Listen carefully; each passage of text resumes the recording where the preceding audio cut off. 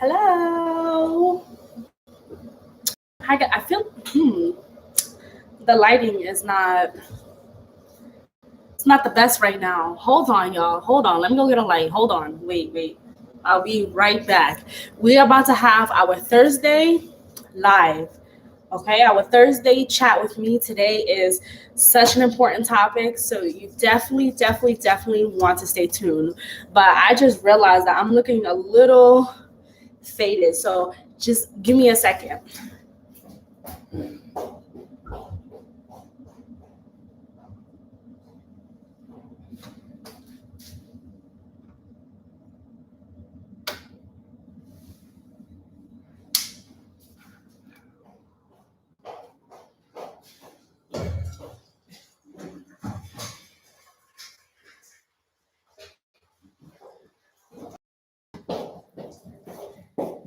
Right. The bad boy. Listen, today's topic, a lot of people are not gonna like, okay? By the way, this is Hope's cousin. Say hi. Hi. They can't see you because of the light. I'm about to fix that right now. So this is Hope's cousin. She's helping me out in the house because my dada, she had an emergency. Her mom was in the hospital dealing with some heart issues. So Hope and I felt really bad, and we told her, we were like, go take care of your mom, and then when everything gets better, just come back. So, but she's doing good. Her mom is getting better and stuff like that. She communicates with us every day. But yeah, and then of course, y'all, Hope was like, oh, my cousin, like, why don't my cousin come and help? Because you know how Tanzanian families are, like, it's like when, they want to help each other and stuff like that. So she's here helping us out for a little bit until my dada comes back. Guys, I am going to New York soon. There's so many things that I need to do in New York. First of all, well, you know what? Let me get this light together. Hold on, y'all. Let me get this light together. Because I know y'all want to see me, okay? Let me get this light together before I start running my mouth. Hold on. Yeah, see, I got my ring light. This is the professional stuff. Okay, there we go. How we looking? Are we looking brighter? Can you see your girl? Hold on. You see, I didn't think I thought because it's sun. You guys, oh, there we go. I thought because it's daylight outside that I wouldn't need the light, but I guess the light is not heading this way. All right, so how we looking? We looking good now. All right. So anyways, so I actually wanted your opinion because I'm going to New York soon because there's just so many things that I need to do. First of all, I need to legally change my last name, okay? I am still Diamond Jules as of right now, and I need to change my passport. I need to change my ID. I need to legally change my name to my husband's name. And I need to deal with some stuff down there with the banks. I need to deal with I remember you guys that I came out here and I didn't know what I was going to do and stuff like that. Now I know I'm staying, so I have a storage unit that I need to empty. I need to empty my whole storage unit because just no point to keep paying every month to have a storage unit when I know I'm not coming back. And there's really not that much stuff in there, guys. Like, it's okay, this is going to sound very obsessive, but really the stuff that I have there is my daughter's stuff, which is really creepy. Like, I have the stuff, from her first, diaper, okay? Because I am just an obsessive person like that. And I have all of her clothes. I have her swings. Guys, if you're in New York and you have a kid, come pick some of this stuff up for real, because I have 2 swings in there. I have everything. Like my storage unit is basically my daughter. She's never gonna fit in that stuff again. But you know, it's really my father, God rest his soul, because I remember being an adult and I remember him showing me like, this is the first outfit you wore. And I thought it was so sweet. I was like, oh my God, this is so sweet. This is the first outfit I wore. So I wanted to give that also to my daughter, you know? So, but I gotta let it go, okay? Because I can't transfer all that stuff here to Tanzania. It's just not, like, I need to let some of the stuff go. Some stuff, obviously, I won't let go, but I need to let go at least half of that stuff. So anyways, the opinion or the question that I'm asking you guys is, should I film when I'm in New York? Do you guys want to see what I'm up to in New York? Do you guys want to see when I visit my family? You know, I know you guys liked when I did the video with my brother. Do you guys want to see what's going on? You know, do you guys want to see what's going on when I'm in New York? Okay, that's what I want to know. Some of my favorite things that I miss when I'm in New York, some of the, you know, just so many things that, do you guys want to see? Do you guys want to see when I fly there? Do you guys want to see, you know, when I have my first Popeye sandwich after like a year? I'm so excited to have a Popeye sandwich. Do you guys want to see that stuff? If yes, then I will film while I'm in New York. I can show you process of me changing my last name. I can show you guys my storage units. You know, I can show you guys everything that I'm up to in New York, visiting my family, and you'll see a lot of my family members. Oh Lord. Do you guys want to see that stuff? Because if you want to see that stuff, when I go to New York, I will vlog. I will vlog and I will show you guys that stuff. If you're like, no, Diamond, we don't care about the stuff in New York. We want to see when you're in Tanzania and in African countries, then okay. But you guys let me know so I know if I need to be like, because the last time I went to New York, I did not film. And I don't know why. But now I'm going and I just want to know. So anyways, today is Thursday Live, okay? Thursday Live, it's usually I'm cooking and then I'm discussing something, okay? As you guys see by the headline, we are going to be discussing why people are leaving here from Tanzania, why diasporas are leaving. And I'm going to be making banana muffins, okay? So we have some bad bananas. Well, they're not bad, okay? Bananas are never bad, okay? That's first of all. Bananas are never bad. The difference is when bananas are, you can't eat them, you can still bake with them. So I don't want to waste them. So I'm going to, I don't know why my voice is cracking. Ooh, I don't know why that's happening. So instead of wasting them, we're going to use them. We're going to bake with them. So I'm going to make some banana muffins. This is something that my husband really, really, really loves. And I'm excited to make them. Anyway, so let's get into today's topic. First of all, this topic is inspired by Traveling Sista, okay?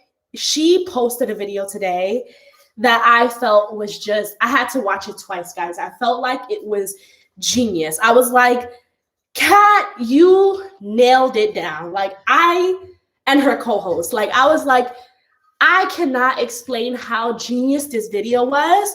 Please, please, please go watch it. Go watch her video. I'm going to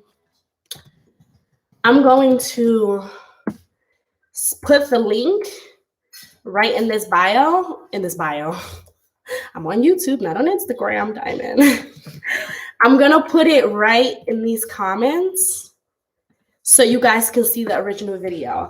But I'm going to be touching on a lot of the things that she have said and also things that I have to add on because I feel like it's a really important topic. While also, see guys, I don't know why I do these chat with me and cook with me because I never multitask. Like for real, like I've already talked for almost 10 minutes and I have not started on the banana. I have not started, okay? So we're gonna start, okay? First of all, these needs to be rinsed off.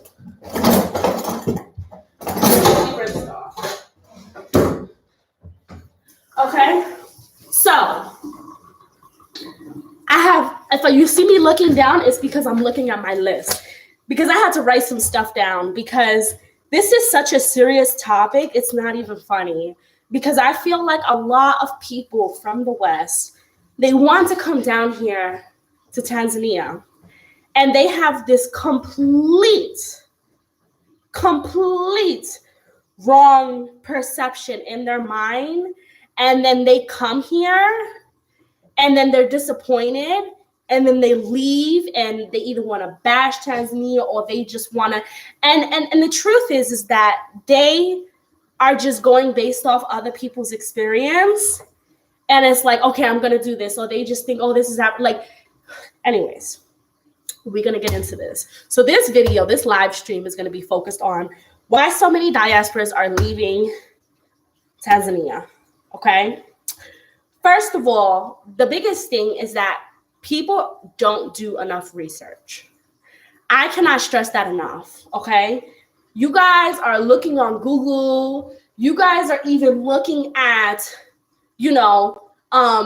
me and other Tanzanian or diaspora YouTube channels. You guys are, which all of our videos besides these live streams are filmed, edit, cut, all of that stuff. Unless there is a person who is on YouTube that does 24-hour, I'm talking, but I'm here. Unless they do 24-hour live streams that you can see their life at every single moment, you have to expect that you have to take that with a grain of salt. Okay, you have to take that with a grain of salt. You cannot sit here and say, I see Diamond's videos and her videos are so great, so therefore I'm gonna have the same experience when I come to Tanzania. You can't do that, because you're only gonna set yourself up for failure, because you guys don't see. I mean, I'm pretty vocal about my frustrations, and I'm pretty vocal about the struggles that I go through. But there are times where you guys don't see where I'm frustrated and I'm upset and I'm, you guys don't see certain things. And it's very important, it's extremely important for you to do your research. And I always tell people, you need to visit before you decide to get up, pack your stuff, and live. Even you see myself, right? I just told you guys I have a storage unit, and I told you guys that even when I first came out here, that I have a storage unit in New York that I've kept some stuff, which means that I didn't permanently relocate yet. Technically, I haven't permanently relocated yet, Asante. I haven't permanently relocated yet, because I still have stuff in a different country that I'm holding on to just in case. Do you know what I'm saying? Myself, I have visited multiple African countries, and I know the lifestyle. I know how it is, and I still have had some, I'm going to hold on to this. Now that it's been a long time, I have been here. I have seen the lifestyle. I have seen the culture. I'm married. There's so many things that have happened. Now I finally feel comfortable enough to go back to New York and get rid of the last bit of stuff that I have to officially transition my life. Do you understand what I'm saying? But a lot of you guys are, child, I still have my car in New York. You know what I'm saying? I haven't sold my car. So a lot of you guys are completely retransitioning your life, and you've never even stepped on the continent. And the thing is like, if you know, some people, they come out here, and they have never been here, and they've been here for 40 years, and they're happy and they're good. And I don't think there's anything wrong with that. However, it's not something that can happen with everyone. Do you understand what I'm saying? And it's a struggle to do something like that. And you have to be aware to do something like that. And hold on, y'all. I'm just examining these bananas to make sure everything is all good. Okay. So, with that being said, I always tell people to visit before they come here. I always tell people that. I cannot stress that enough. Okay? Now, first of all, Tanzania is a very religious country. Okay? You have half Muslims, you have half Christians, okay? We're a Christian household, if you're wondering. I don't know why a lot of people think that I'm Muslim. I really don't, because I never talk about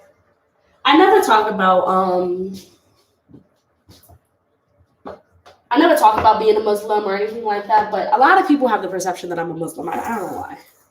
Dada, where's the put it down here? So anyways, and a lot of people are not prepared for that.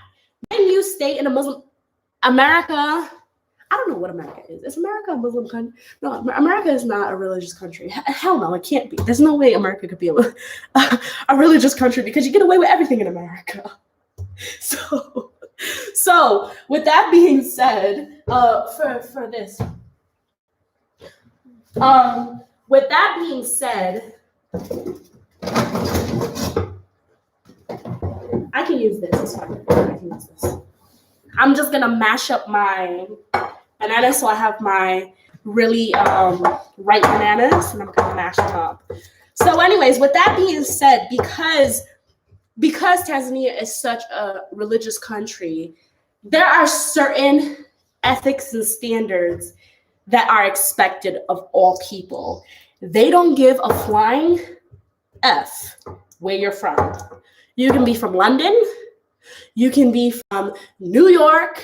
You better keep that New York shit at home, because they expect for you to follow the rules, and they expect for you to obey by whatever God you believe in. Okay? And a lot of the laws are based off that stuff. And I feel like a lot of people don't realize that, or they do, and they don't care. Do you understand what I'm saying? I give you a big example. People go to Zanzibar, okay? And Zanzibar is primarily Muslim. And you are expected to dress up. You are expected to cover up. You are expected to be a certain way. And even though you might not be Muslim, and even though you might not be, into that culture and into that religion, you cannot come up in there with that attitude. I'm American, so I get to have my ass cheeks out, and it's okay. It will not fly. It absolutely will not fly. And a lot of you are so used to being in America where you can get away with whatever you want to get with, and even if the rules said don't take a picture, you still take a picture and you get away with it, and it's not a problem. That's not going to fly over here. It's not gonna fly. You ain't getting away with that. You're not getting away with that. And it's just not okay. You know what I'm saying? You're not gonna have people like they do in America just give you a funny look and record. Somebody's gonna come up to you and say, listen, sister, you're not supposed to be having your cheeks out. And you need to do something about it immediately. Do you understand what I'm saying? And I feel like a lot of people can't handle that. But if they have done their proper research, they will realize that Zanzibar is not Miami. But they see the clear waters, they see the beautiful, and they're like, yeah, I'm going to be there, and I'm going to do my thing, and I'm going to da-da-da-da-da. To each his own. To each his own. However, when you run into some problems, don't blame the whole country because you done ran into some problems. Because you wasn't simply following the rules, because you so used to the Western society that you can tell somebody go F off and that it's my body, I do what I want, and da-da-da-da. Sis, you need to cover that ass up. Period. Point blank, period. If that's not something that you can handle, then this is not the country for you. Don't come here and think that you can change the rules. And the rules are in place for a reason. As I said, Tanzania is a very religious country. Do you understand what I'm saying? Tanzania is a very religious country. All right. I told you I got my list, okay? So that's the biggest thing that I would say is people are just not doing enough research. People are just like, yeah, I'm here. I'm gonna turn up. I'm gonna be a diaspora. You know, my ancestors told me to come here. And I feel you. I feel you when it comes to your ancestors told you to come here, but your ancestors wasn't also doing the things that you're trying to do. You cannot come here with the mindset of being an American or being from the West. You cannot. It's not going to work. You're going to be set up for failure. Okay? You're going to fail. You're absolutely going to fail, and you're going to be unhappy, and you done wasted your time, you done wasted your money, you done wasted your resources for what? All right? Now, another thing that she touched on that I think is really important, okay? Can you guys hear me? Say yes, because right now it says your connection is unstable.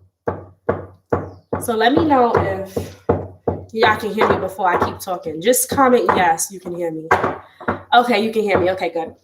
So another thing that she touched on is that a lot of people come here with a savings, okay? They come here with a savings, which I don't think there's anything wrong with that, okay?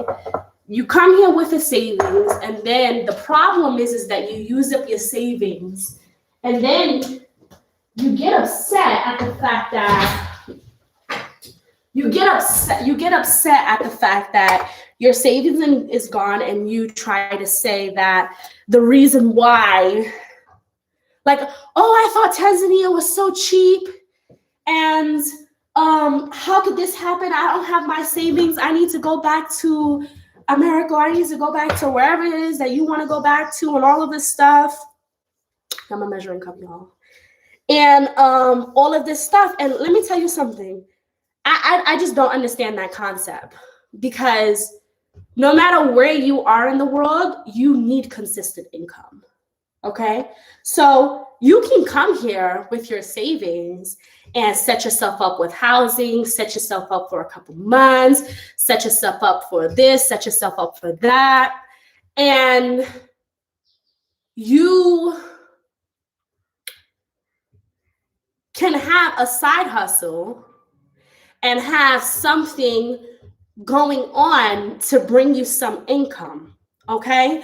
I always recommend that. I always recommend that, because you can't come here, you can't go anywhere on your savings and unless you got a big savings, you know what I'm saying? But a lot of people usually come out here with about $5,000 to $10,000, and they're wondering why they can't live here for the next 10 years. It just doesn't work that way. And also, another thing that she really touched on that I want to elaborate on is they come here with Another thing that she really touched on that I want to elaborate on is they come here with a luxurious lifestyle and expect their savings not to run out.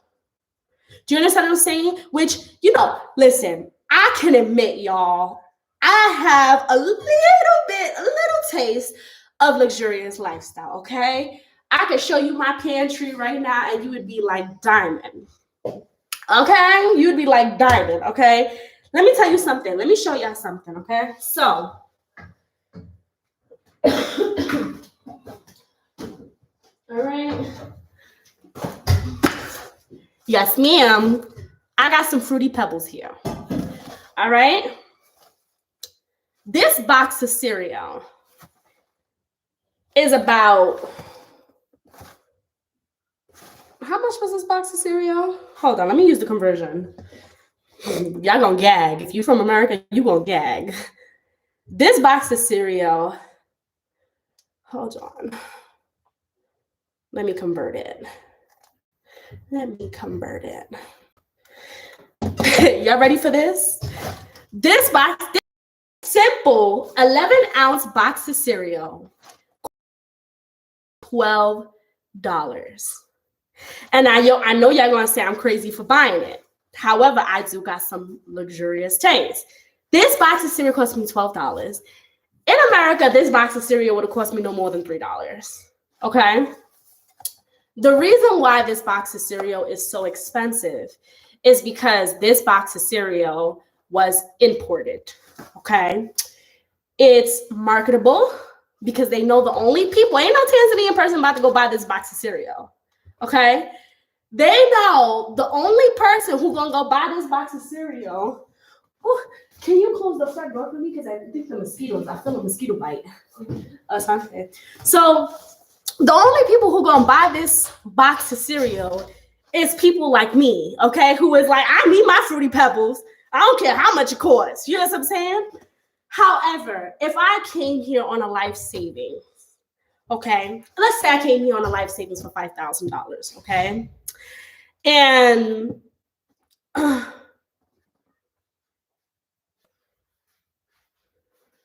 hold on, sorry, I just read somebody comment. I'm confused.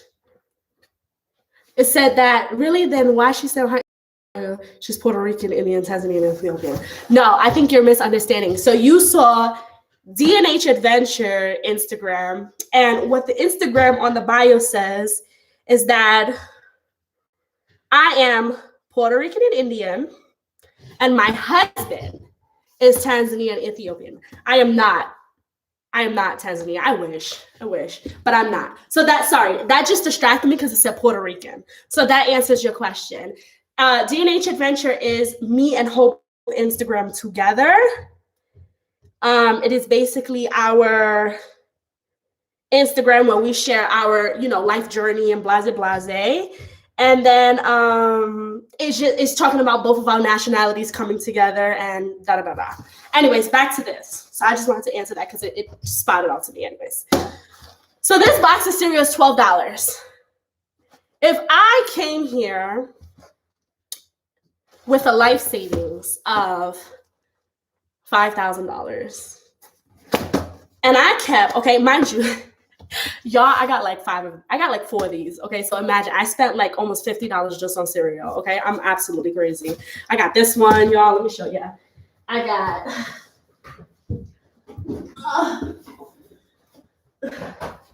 But it's because I like my cereal. Okay, y'all see, I got Cookie Crisp. This is fun.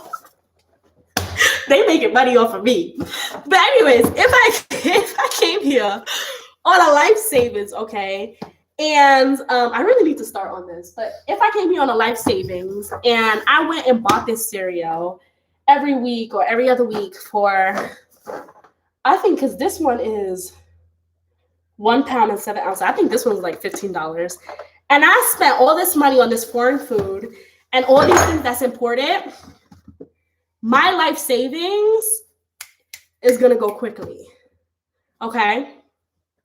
That's not anybody's fault but my own fault, because I can go buy local cereal for $1 and my life savings would take me much further. Do you understand what I'm saying? The point is that I cannot sit here and go buy these type of cereals and go buy all this expensive stuff that's imported and then get upset and say, I can't believe Tanzania is expensive. Tanzania is so expensive. I can't believe, how can Tanzania be so expensive? I heard that it's cheap out there and I heard this and I heard that. How can you say that when you're the one who's spending that money on that? Do you understand what I'm saying? I cannot sit here and get mad at anybody but myself for spending $50 a month on cereal. That's me. When there's some people who spending $20 a month on groceries, period. But here I am spending $50 on cereal, which I don't mind. And I'm finna buy my cereal, okay? I'm gonna buy my cereal. It ain't nothing nobody can do about that. But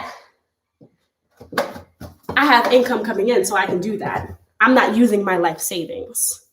Do you understand what I'm saying? So with that being said, stop coming here with your life savings and then blaming it on Tanzania when you decide to make when you decide to make wrong decisions on your spending habits. Do you understand what I'm saying? You using $500, $600 to go on a safari for 3 days, okay? And yet you're upset because you're saying that Tanzania is expensive. Absolutely not. These are the decisions that you are making, which is making your life more expensive. Now, if you're one of those people that are like me, who is okay with splurging out on some of your favorites, then it's okay. But you can't come here. Yo, these mosquitoes are really biting me today because today was a hot day. I'm gonna have to get some aloe vera. So you can't sit here and get mad at the country because you decided to spend money on the wrong things. You understand what I'm saying? Because you can 1000% survive here on, very little bit of money if you decide to, make decisions other place. I have probably like 3 different types of cheeses right now. I have okay, Tanzania ain't got that. East Africa, we ain't at that level yet. So a lot of people are going to Ghana, or a lot of people have the same expectations for Ghana as for East Africa, and then they're upset that they actually have to go to a process. Now, let me tell you something, okay? Anywhere that you go in the world, why do you think it's not so easy to get into America? It's buffering, someone said. Buffering. Are we still buffering? Are we okay?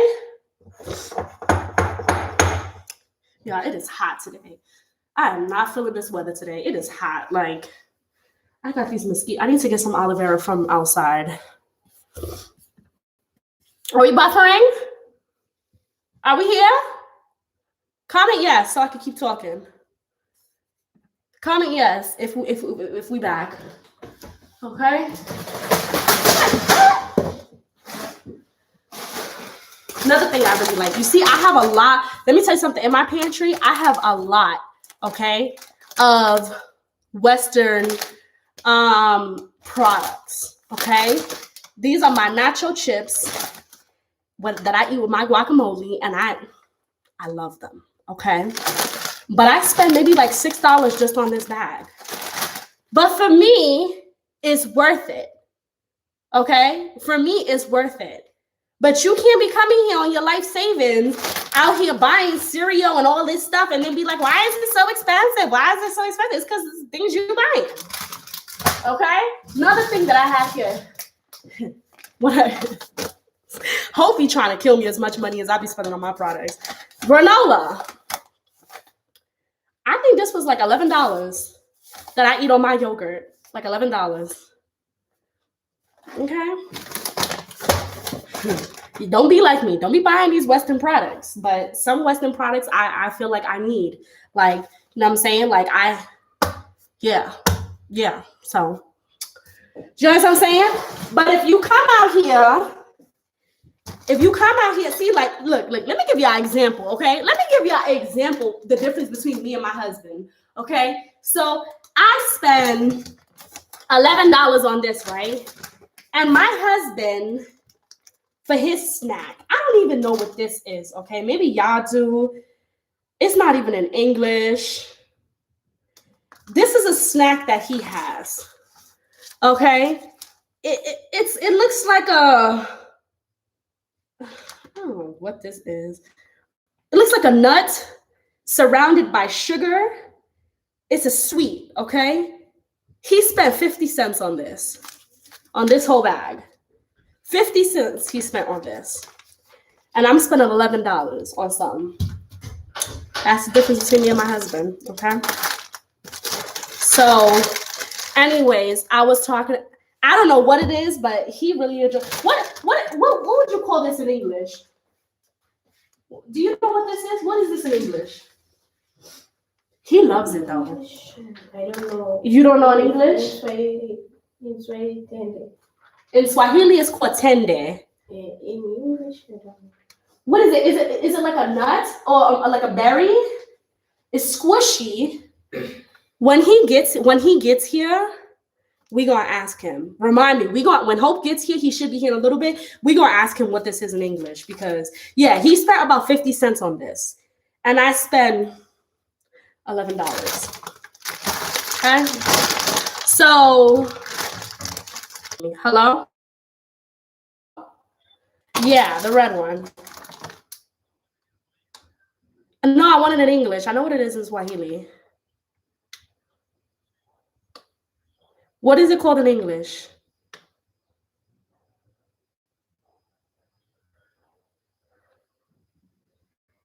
All right. He gonna tell y'all when he get here what is it called in English. I don't even think he knows. Anyway, so the problem when it comes to visas is, first of all, anywhere that you go in the world, there's a visa process. Okay, the reason why you don't feel that visa process is because you have a US passport. You were born as American. Okay, the process to become an American, or the process to get inside of America just to visit, is an absolute ridiculous process. Okay, it's an absolute ridiculous process. So people are not used to this. People are not used to applying for visas, or they don't have that experience, or better yet, because you hold an American passport, when you do decide to go to Jamaica, decide to go to, Costa Rica or vacations, you don't need a visa due to the fact that you are a US citizen. Okay, there are some perks about being a US citizen. The problem, see, I don't know why I do these talk and because I can't concentrate. I don't have the attention span. Let me get my baking powder. See my baking powder. The problem is that you guys have never been through that experience. You know what I'm saying? When you talk about the visa process in Tanzania, it's a standard process. It's an extremely standard process. When you talk about the visa process in America, you might as well hang yourself because it's absolutely ridiculous. Do you understand what I'm saying? And that's how it is. That's how it is. So people come out here. Oh, I think I just messed up my damn ingredients. Oh my God.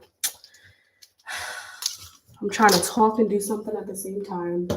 Let me see if I can scoop some out. Because I don't put way too much. I'm just not concentrating at all. And especially with baking, you really have to concentrate. And probably baking and talking is probably not the best idea, okay? Here's my tablespoon. Ooh, Lord Jesus. Anyways, I don't know how these gonna come out because I'm just not concentrating at all. Anyway, so it's a very standard process, but yet people can't handle that process because they have never gone through it.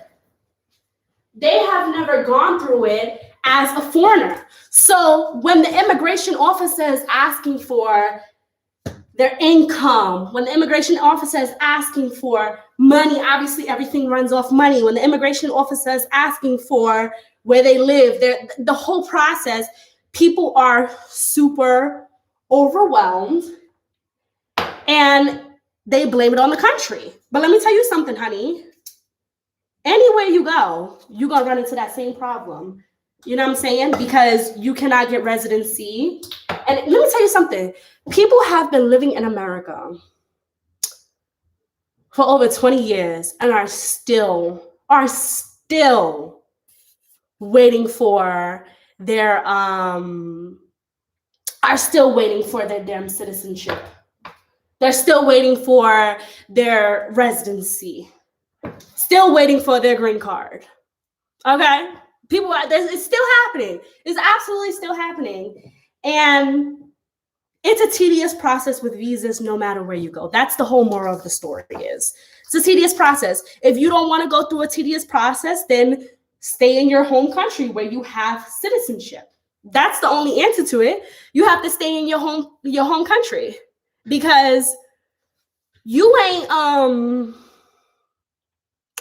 Hold on, let me make sure I got my thoughts together, okay? I wrote it down because I knew I was going to be discombobulated, okay? I got my baking soda, my baking powder, my flour. I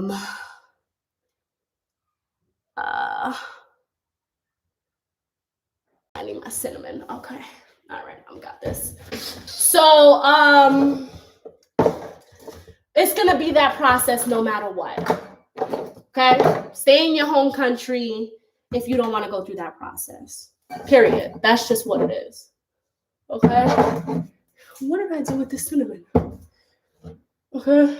I'm gonna read some of these comments before I go to the next thing. Okay. I heard a business is $5,000. Is it cheaper if you partner with a Tanzanian? I don't know. I don't have a business visa. I would have to do my research on that.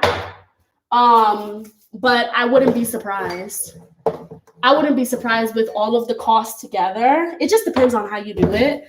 But probably, I'm pretty sure. I mean, again, you really should talk to a immigration officer because really, we're not supposed to talk about this stuff unless you're a professional immigration officer. But I think because the thing is, you need residency and you need a business license. And then you need to open up your business. I think if you come here and you already have a business, then it's cheaper. I mean, there's so many ways to go up. There's so many ways to go about it. There's just so many ways to go about it. But yeah, and then you have to pay for a lawyer. And I think the lawyer is probably the most expensive thing. Because for the lawyer, you're going to spend at least maybe like 2 to 3 million to shillings, which is like about $1,000. So that's $1,000 right there itself, plus not everything else. And plus for you to get a business license, there's also a lot of other things that you need to fill out. There's a lot of other forms and stuff like that. But listen, if you're opening a business, it's an investment. It's absolutely an investment.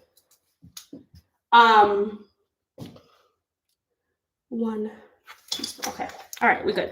I'm back. All right, let me get to the next topic, all right? Because I got a whole bunch of things. Another thing that people really struggle with here, which I'm not gonna lie to you guys, I struggle with it as well, is the cultural difference. Okay? There's a huge cultural difference here, not just from America to here, but even if you go on different African countries around Africa, it's all going to be different. I remember in Traveling Sista's video, they talked about a lot of people have the same exact perception that they think that Ghana is Tanzania. It's not.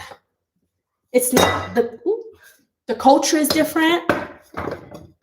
The people are different. Everything is completely different. Okay. Therefore, you just cannot come here with that attitude. Too many people come to Tanzania with that attitude and then they're disappointed. That's not Tanzania's fault. It's not Tanzania's fault. It's your fault because you can't adjust. Do you understand what I'm saying? If you don't want to adjust, if you don't want to be open, then why are you coming to a different country to live? If you want to visit, that's a different situation. But why are you coming to another country to live? So many people are just so unprepared, and it's ridiculous. And then it puts a bad name on different countries. If Tanzania is not the country for you, then you go to a different country. Maybe Ghana is the country for you. Maybe Nigeria is the country for you. Maybe South Africa. South Africa and Tanzania is completely different. Completely different. Absolutely different. And hold on, y'all, because remember, I got to concentrate as well. All right. I think I'm done with my mix. Okay. I'm done with our mix. Now I need to put some. Hold on, y'all.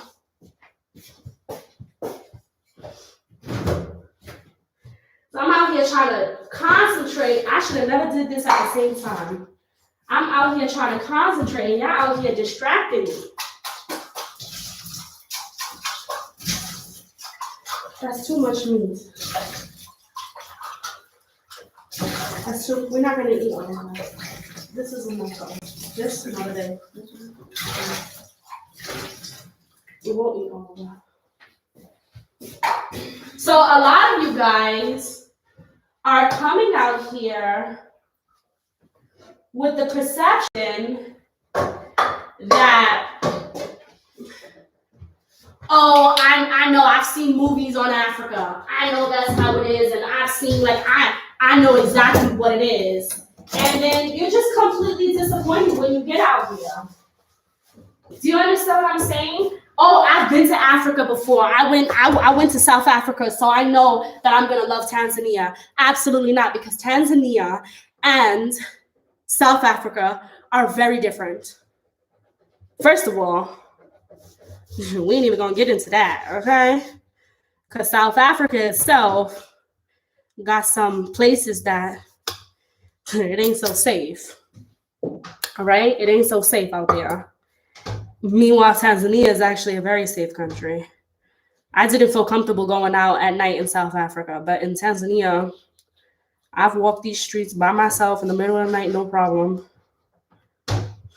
But, you know, I don't want to get attacked by any South Africans, so we going. South Africa is an absolute beautiful country.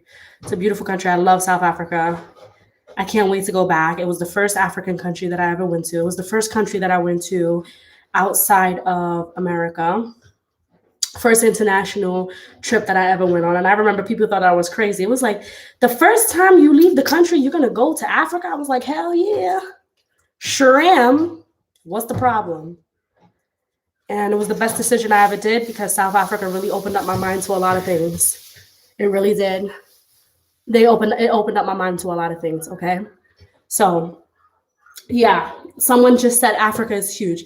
Africa has 54 countries. Every country is very different cultures, different lifestyle, different languages. It's completely different. Everything is completely different. Completely different. You cannot come here with the mindset that I went to South Africa, I went to Ghana, I went to Ethiopia, and I know how Tanzania is going to be, so I'm going to go live in Tanzania. You're going to set up, what am I trying to say? You're going to set yourself up for failure. You're going to set yourself up for failure. Please do not do that. Don't do that to yourself. Don't do that to yourself. And this is the reason why I recommend so many people to come here and to visit first before they decide to actually move.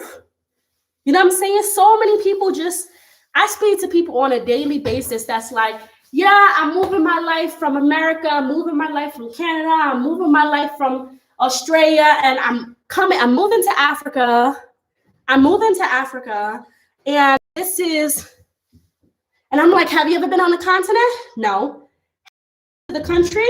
No. But you are getting up and moving you and your kids to a country you don't know, which at that point, it's a gamble. It's 50-50 because you might really love it and it might be good, or you might actually really hate it. And then now you've just made a whole transition without, like, you know, I understand that it is expensive to fly back and forth. I understand that. You understand what I'm saying? But you're not coming for vacation. You're making a permanent decision to move to a different country. There are different rules. There are different policies. There are different cultures. There are different religions.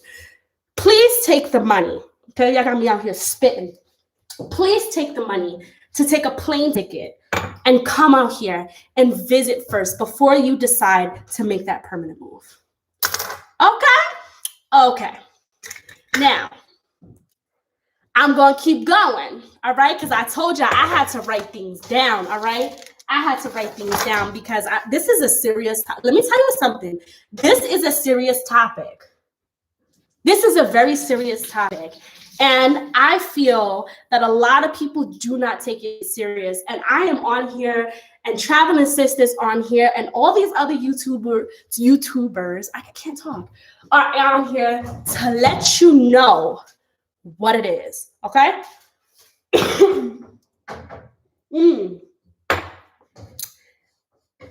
Ooh, y'all, let me show y'all something.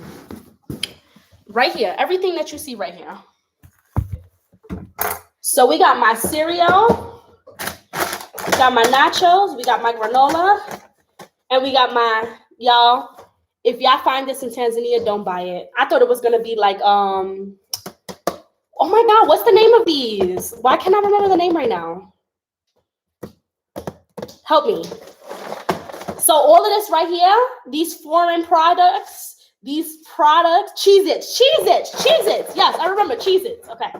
So all of these foreign products right here that I imported, I would say that this right here, 1, 2, 3, 4, 5, 6. These 6 products right here cost me about $65 together. About $65 that cost me right there. But you know what? I be enjoying everybody. I really be enjoying everybody. Oh my God! Traveling Sister, guys, is on the chat, okay? You guys know, okay? I told you guys go check out her video because this live video, which is completely going a mess, all right? So let me show y'all so far. I got my bananas mashed up and I got my dry seasoning so we can make these banana muffins, okay? Y'all go check out this video because truly it's real. And she's actually one of the people who really inspired me to come out here. Tanzania was always on my list because I'm just one of those people that I wanted to see all of Africa. But I didn't really push Tanzania and really fall in love with Tanzania until I seen her videos. Truly. You know what? While she's on this chat, I'm going to skip because I told you I wrote some stuff down. I'm going to skip to the end because I feel like this is a serious conversation that a lot of us need to have, okay? And it's the conversation about relationships and being with people, being with Tanzanians. I feel like a lot of people come out here, okay? And I've heard, okay? And I've seen people have come out here with the perception like, oh, Traveling Sister got a Tanzanian husband.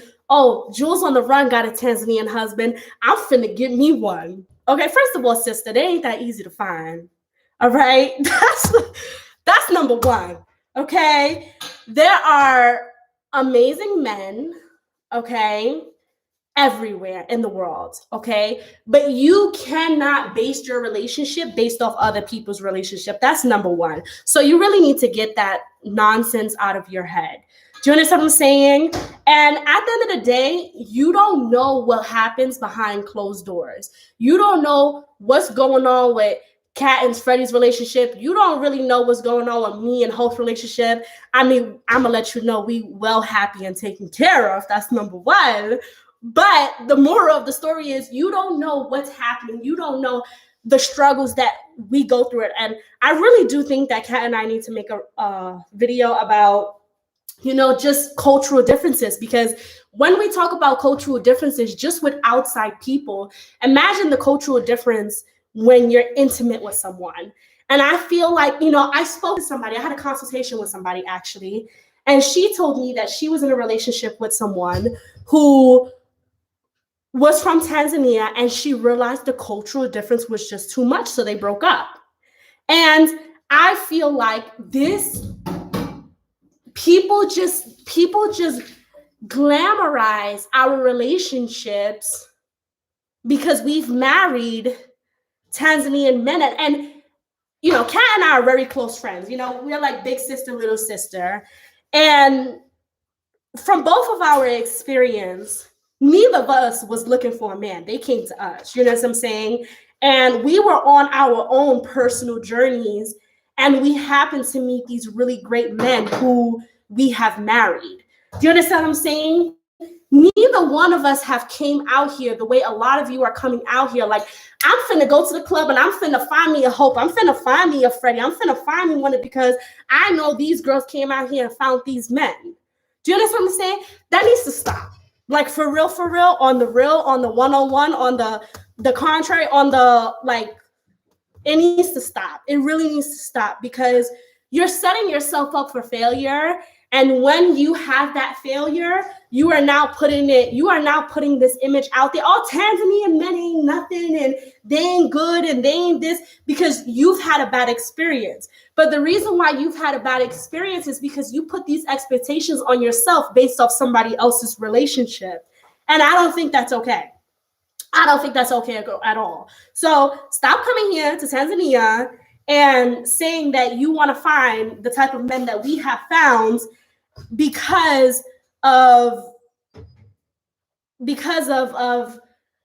the image that we put out there. You really need to stop that, because I don't think that, I believe that the energy that you put out there is what you get back. If you put out desperation, you're going to get desperation.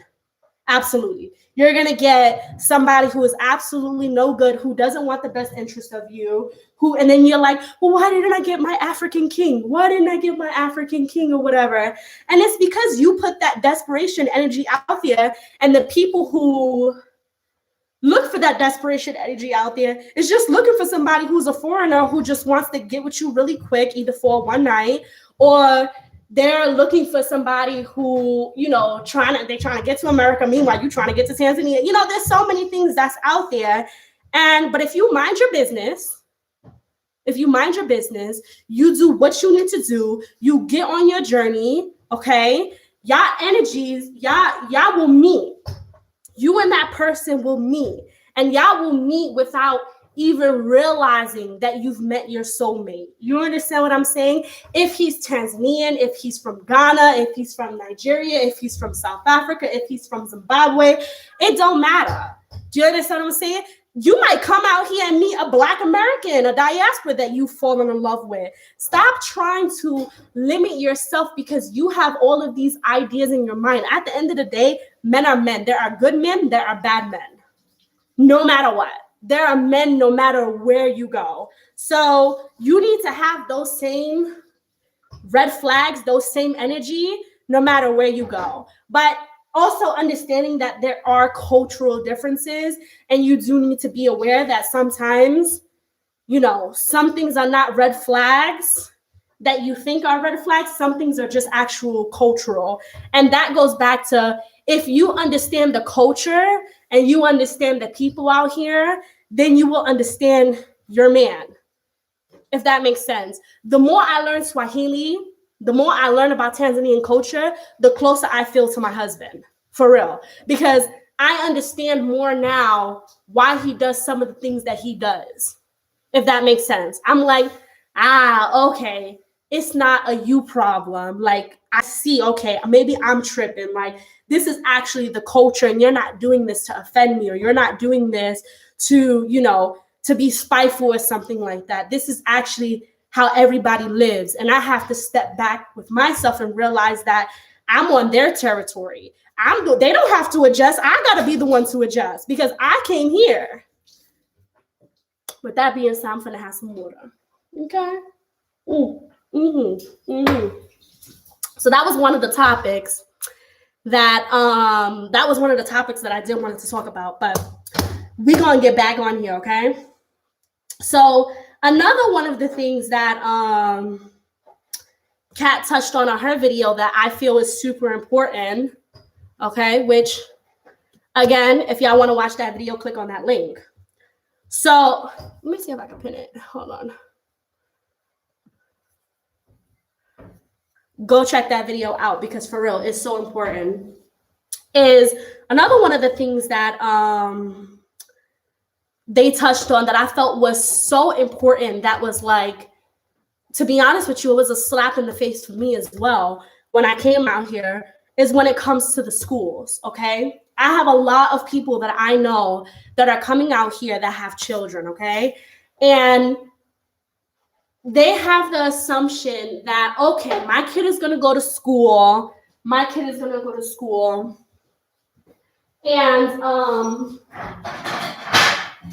when my kid goes to school, they have the assumption that the schools are cheap.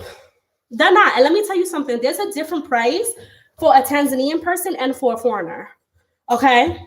And it's not, at least for the schools that I've been to. I don't know if it's all schools in Tanzania, blah, blah, blah. But from the schools that I have gone to, when my daughter, when I was looking for her to go to different schools and stuff like that, there are different prices.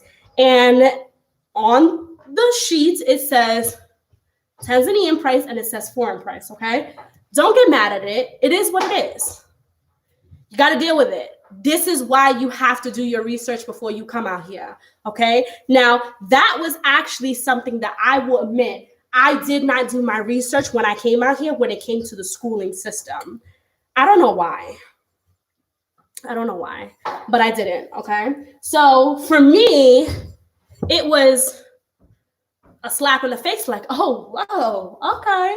I mean, granted, for my daughter to go to school, it's like $300 a month, which is nothing. You know, when my daughter was in school in New York, for daycare, we paid $1,700 a month for her to go for 2 days.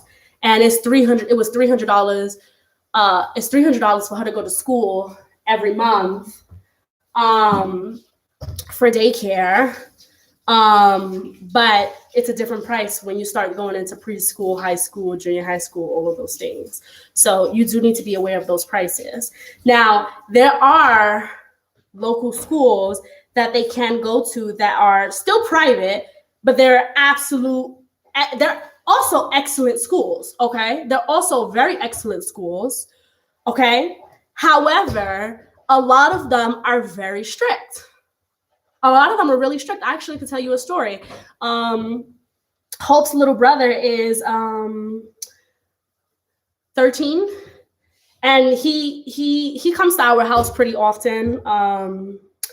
Came to our house, and he had this like huge swelling lump here. And we asked him, we were like, what happened? What happened? And he said he got slapped with a ruler. Slapped by the teacher. And guys, when I said I went crazy, and this is my brother-in-law, I can't even, excuse me, I can't even imagine if it was my daughter. I went crazy. I was like, what? Which teacher? How can they do this? I can't believe I was going crazy. And Hope was like, Diamond, you need to calm down. And I was like, no, this is unacceptable. Look at his arm. We had to take him to the hospital. I was like, this is so I was going off, y'all. When I say I was going off, like I can't even imagine if it was my kid, I would have beat somebody up. Like I was like, I can't believe this. Look at his arm. How the teacher just gonna slap him like that? Blase and I was going off. And what you call it? Hope is like, Diamond, this is the school that he's in. If the teacher feels that the teacher has been disrespected, or the child is not doing something correct, or let's say the child had homework and you didn't come in with the homework, they have a right to give you a spanking. I can't adjust with that law. I still can't to this day. But that's how it is. That's how it is. I can't go up to the school and beat up the teacher and all of this stuff and because that's how it's done. You understand what I'm saying? This is how they see they've learned their lesson. You don't do this again. You respect your elders. This is how they feel that they mold their kids. Do you understand what I'm saying? Excuse me. Oh my God, what am I going through over here? Whew. This is how they feel they mold their kids. So who am I? Who am I to go there and be the foreign crazy mom who is like, that ain't happening, all of this stuff, okay? Now for me, that ain't happening when it comes to my kids. So my kids cannot go to those type of schools, okay? So therefore, I need to pay the big bucks for my kids to go into these private schools, so that way I don't have to deal with that nonsense, because I personally can't handle that, okay? A lot of people don't know that, okay? A lot of people completely keep that out of their minds. A lot of people are not aware. A lot of people don't do their research on that. And I am including one of those people. I did not do my research, okay? Now, when you think about, okay, my child is not going to the schools where they're going to get smacked if they do something, because I'm not okay with that. That's not something that I can get with. Now I have to select from a different type of schools, okay? Most of these schools are owned by Mzungu people. That's just what it is. That's just straight up. That's just the truth. Okay? And they are expensive. A lot of people come here and don't put those prices and are not aware of those prices and then come here and then get upset because they did not do research and they didn't know this type of stuff. So they get upset at that situation when they shouldn't. You understand what I'm saying? Because if you have done your research, you would have known. And then you would have decided, okay, maybe this, I can't afford to put my kid in this type of school. So maybe this is not for me. Maybe this country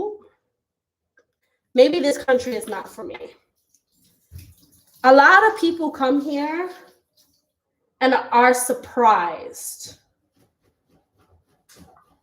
And they shouldn't be, because they should have done their research. Because I was surprised. No, I don't think this egg is good. I was surprised. And that was because I didn't do the research on the schools. So if you're coming out here with kids, okay? If you're coming out here with kids and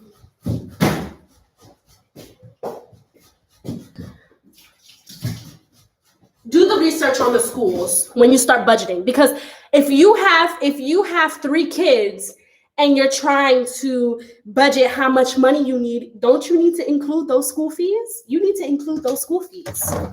You absolutely need to include those school fees, because again, your life savings is going to run out. And there's a lot of other things that come up that you need to be prepared for. Do you know what I'm saying? I can't say what they are because it's random. You know what I'm saying? Randomly something comes up and you need to be able to prepare for those type of stuff. And with doing that, you need to do your research. You need to visit. Okay? This is why I say visit. Come out here. Come out here, okay? And visit the schools. You know you have children. Come out here, visit the schools. See if you even like the schools.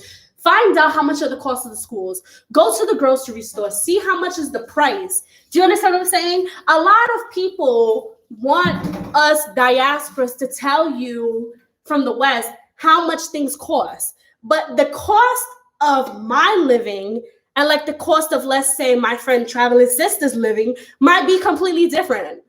Okay? Because I know my friend Traveling Sista, she is not about to be sitting here spending $50 on cereal, but I am. So her cost of living is going to be different than mine. So this is why I say it is so important for you to visit before you come. It is so important before you decide to live here. Do you understand what I'm saying? Hope and I personally, we go out at least, I would say twice to 1 time a week, where we like to do a fancy dinner, okay? And usually he chooses one and then I choose one. And then I say, I want to go here, or he says he wants to go here. Last week, God, you know, he has a good heart, but last week his idea of something fancy was we went and got barbecue, and then we sat in Arusha. This was really late too. It was very late at night. We sat in Arusha's town where Clock Tower is, and there's like a big screen TV and it shows like safaris. And that's what we did. And it was romantic. It was sweet. I enjoyed it. You know what I'm saying? But for my idea of a date, you know, my idea of I want to go out somewhere fancy is, you know, going to a restaurant that is probably going to cost us like $40 for us to eat. Again, guys, it's really hard to tell you guys a budget for yourself because we don't know you guys personally. You know what I'm saying? I don't know what y'all gonna, you know what I'm saying? Like I can sit here and tell you, all right, for for my produce, right? For my fresh produce, for my onions, for my pineapples, for my watermelons, for my ginger, for my potatoes, all of this stuff, I spend, let's say, $30 a month. If you're the type of person that you are vegetarian, that's all you eat, your budget is going to be $30 a month. Boom, there it is right there. Boom, done. Do you understand what I'm saying? But if you're the type of person like me who likes to bake, okay, this little bottle of vanilla, I think it was like, I don't remember. I bought it a long time ago. But I think it was like $11 for this bottle of vanilla. But I need vanilla to cook, okay? I'm gonna use it right now. I need vanilla to cook. But if you're not baking and you're not doing all this stuff, then you don't need to budget this $11. You know what I'm saying? Yeah. Do you feel me or do you feel me? Do you feel me, son? Like, do you feel me? Clearly, after this video, you guys can see that I have a spending problem. But we're not going to talk about that, okay? We're not going to discuss that, okay? Mind the business that pays you, okay? We're not going to discuss my spending issues, okay? Because if you come to my house, you finna get some banana muffins with that $11 vanilla I bought, okay? So we're not going to talk about that, okay? However, all right, you ain't about to spend money like that. You know what I'm saying? Like, you're not. So therefore, it doesn't apply to you. All right. On to the next topic. Point of the story. Come here. Ooh, I think my man home. Bear, is that you? He gonna look at this kitchen like, what happened? The point of the story. What? Right. The point of the story is, please visit. Before you, if you're coming to visit, it's different. If you are deciding to live here, oh, thank you. Wait, come here, come say hi. Come here. He brought me a milkshake. Ooh. Oh, that's good. So you know how to make me smile. Huh. Oh, that's good. So anyways, babe, come here. Anyways, the point of the story is before you decide to relocate here, make sure you visit, okay? When you visit, I recommend going to the grocery stores. I recommend going to the local market. I recommend finding some trusting Tanzanian people that you trust that can help you guide you in certain ways. I recommend going to the schools, especially if you have kids. Okay. How much money did you spend on this? Like $2. He spent $2 on juice. Okay? And he yells at me all the time because I made him buy me a juicer and I never juice. Seriously. I feel like we should just give this juicer to you, for real. Because we spent $200 on this juicer and we don't even use it. I'm always making him buy juice because I just feel like juicing is too much work. Like I just feel like I have to keep, it's just too much work. And he's always like, why did we buy this juicer if you're not going to use it? Yeah, well, all right. So anyways, but if you buy this exact juice, honey, if you buy this exact, come here. If you buy this exact juice in the supermarket, how much is this? It's gonna be maybe like $4. Like $4. So like double the price if you buy it from the supermarket. So this is why I say when you visit, you really should find a trusting Tanzanian. Come, baby. Come say hi. You have 108 people watching us. Say hi. Hi. Cat's still on here. She on here. All right.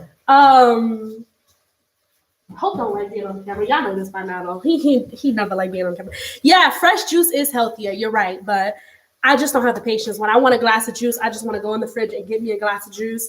And I just feel like for me to juice and for me to do all this extra stuff is just too much work for me personally.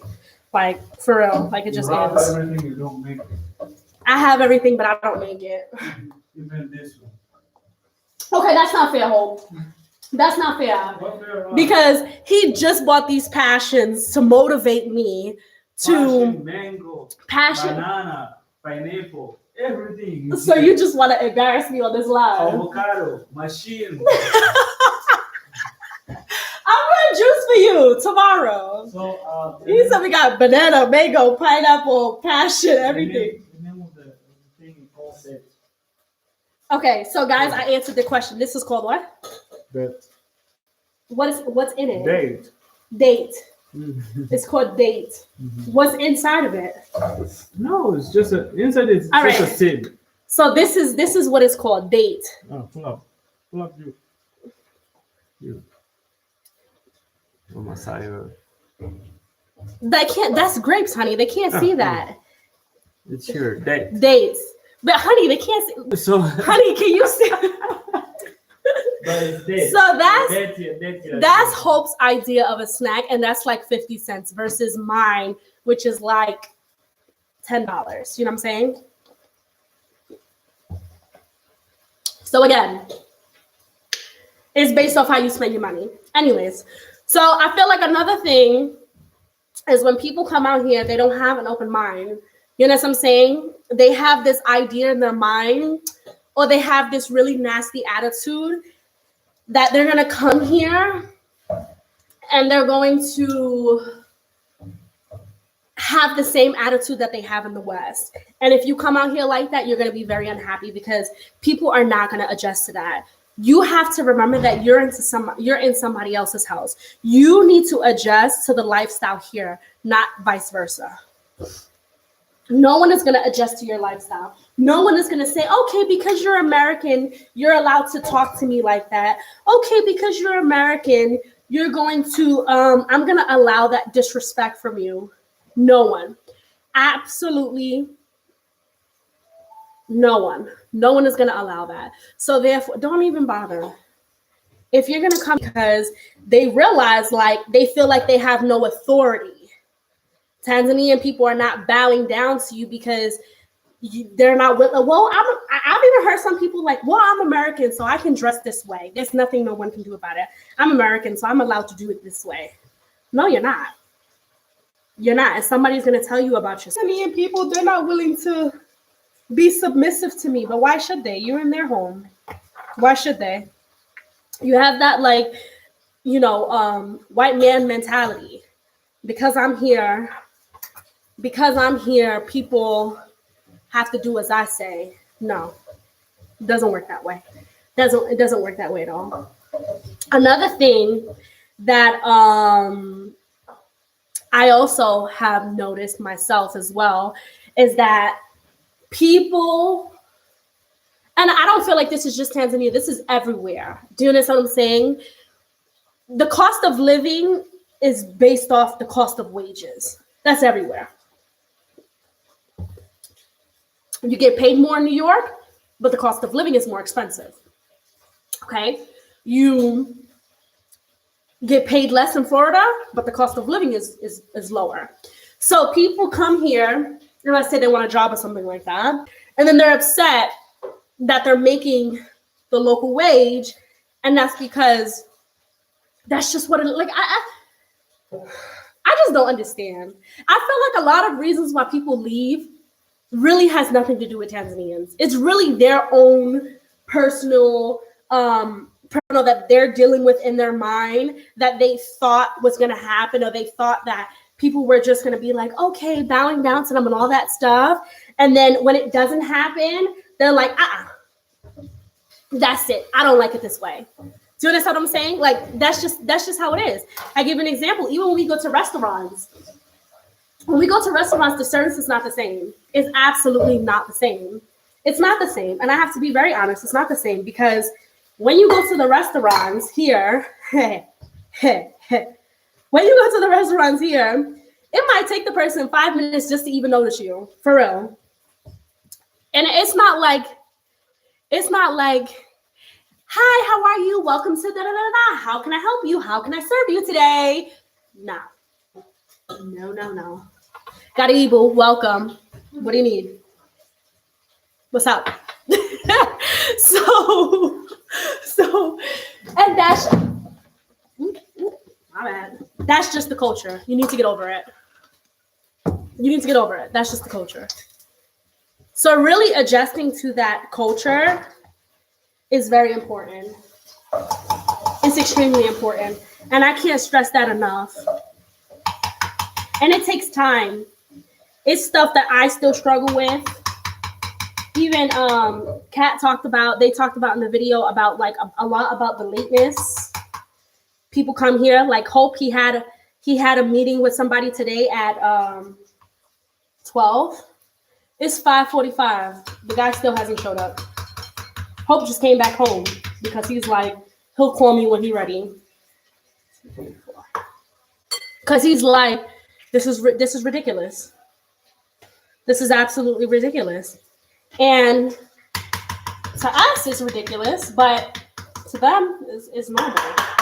People, you know, the life here is very like pole, very slow.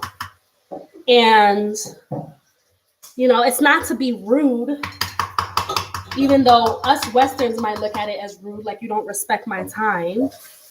But it's not to be rude. It's just a lifestyle. And you need to be able to adjust to that. And if you can't adjust to it, then it might not be the best place for you. For real. And I think that a lot of you guys don't like feeling like you're a failure, which I don't think anybody likes feeling like that. But you have this idea in your mind like, yeah, I'm going to do this. And then you realize that it's not for you. And then you get upset at yourself because you realize it's not for you and you still decide to take the leap of life. And you know what? Let me tell you something. Even if something is not for you and this country might not be for you,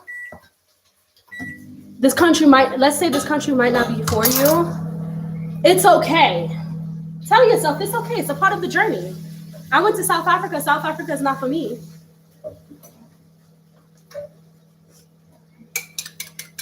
You know, it's not for me, and that's okay. That's completely fine that it's not okay for you. You know what I'm saying? But don't blame the country. I'm not angry at South Africa because South Africa is not for me. What type of nonsense is that? You know, I'm pissed because I don't want to live in South Africa. I can't relocate to South Africa, so I hate South Africans. Like, you can't do that. You know what I'm saying?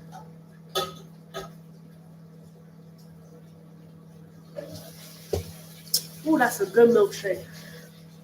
That's a really good milkshake. There's a few more things that I'm gonna touch on, and then I'm gonna, you know, take some questions. So prepare your questions. What did I just? Oh, y'all, I'm tripping. I'm like, what did I just do with that spoon? So another thing that she touched on that I want to elaborate is about about connecting with the wrong people. Let me tell you something. At the end of the day, you're a foreigner and you're always going to be a foreigner, okay? At the end of the day. You know what I'm saying? So therefore, you need to be careful. You need to be very careful. And it's the same thing. We see it all the time when people go to Times Square, okay? The prices there are absolutely ridiculous versus when you go to Brooklyn. And the reason why is because they know that people who go to Times Square are tourists, and the people who are tourists are going to spend more money on stupid tourist things, okay? That's what it is. Connect with the right people. This is the reason why I have consultations. The reason why I have consultations is to be able to guide you into the correct direction. People who have done consultations with me have seen that these consultations are helpful. I have had people come to me about business things that they want to do that they have not even arrived here, and they are completely being scammed. And Hope and I have been able to look at them and look at the stuff and have said to them, listen, this ain't right. This ain't right. This is not right. And they have saved so much money, or have avoided being scammed, and have avoided, so much loss. You know what I'm saying? This is why we do the one-on-one consultations to help you, to guide you, to be able to be that trusting person in the middle for you, to help you with all of this stuff. Do you understand what I'm saying?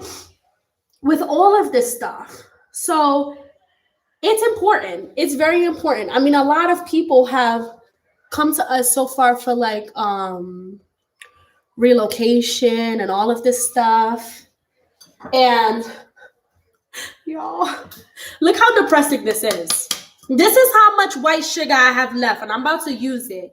And it's not enough. If you are coming here to Tanzania, please bring me some white sugar. I will pay you for the cost of the sugar. Please bring me some white sugar because I'm really out here struggling when it comes to this white sugar thing, like for real. And there is no white sugar in Tanzania, okay? Bring me some white sugar, I beg of you. Please, please. Even if you are coming to Dar es Salaam, it's okay. Hope and I will pay for transportation. Bring me some white sugar. My white sugar is officially finished. It hurts. It hurts. It hurts. But I still got a bunch of brown sugar, but it's not the same. It's not the same. Don't argue with me. It's not the same. Okay? It's not the same. Anyways, what was I saying? These muffins is taking me longer than usual because I'm just out here just talking. Out here just speaking. So I'm distracted. All right. Bring me some white sugar, okay? For real, for real. Bring me white sugar. Okay. I don't care how you feel about white sugar, okay? I don't care how you feel about white sugar. Just bring it to me. It's my health, okay? Let me have some sweet cookies. I'm not eating it all the time. We use brown sugar for everything, but I only like white sugar when I want to bake stuff, and I don't bake stuff all the time. Okay? Anyways, with that being said, guys, don't argue with me about my white sugar. Don't argue with me about my white sugar. Bring me some white sugar, okay? That's it. Don't argue with me. All right? Don't argue with me about my white sugar. Just let me live my life in peace, okay? I can have something bad. Okay? Who you need to yell at is Hope, okay? Because Hope has to have a Coca-Cola every day, and I yell at him all the time. So that's who you need to yell at, right? Right, Hope? Why are you throwing me under the bus? Anyways, y'all. Yeah. I don't know why I did this way. I should have never did this way. I forgot what I was talking about. I forgot what I was talking about. Guys, remind me. Hold on. What was I talking about?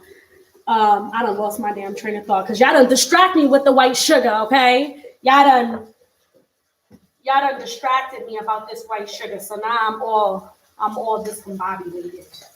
I'm all over the place because y'all done messed me up with this when it comes to this white sugar. Yeah, this is why we do the one-on-one consultations. You know what I'm saying? Because it really helps people a lot. We've been helping people when it comes to relocation and stuff like that. And it has saved them so much money. I'm going to give you an example. Even the Dalalis. When you hire a Dalali, you have to pay them. You have to pay them one whole month of rent.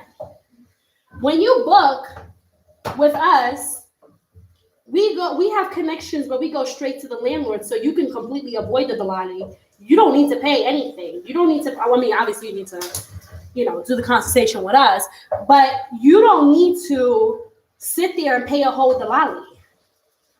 Do you understand what I'm saying? So the one-on-one consultations really, really, really, truly benefit people, for real. Book it because it really does truly benefit people. It benefits a lot of people, and we've gotten a lot of feedback when it comes to it.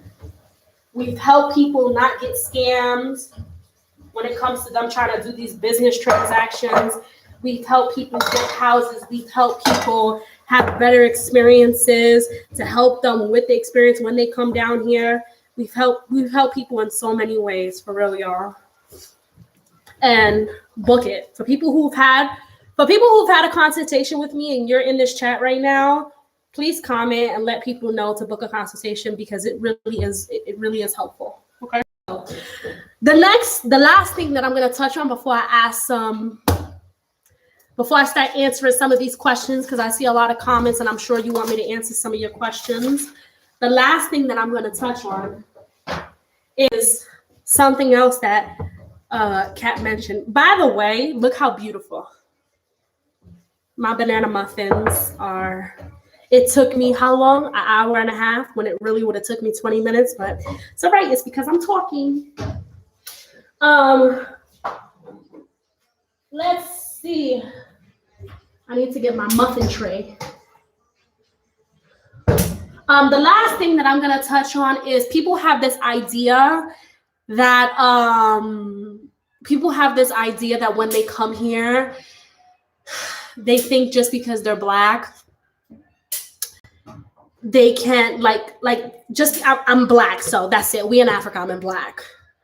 Let me tell you something.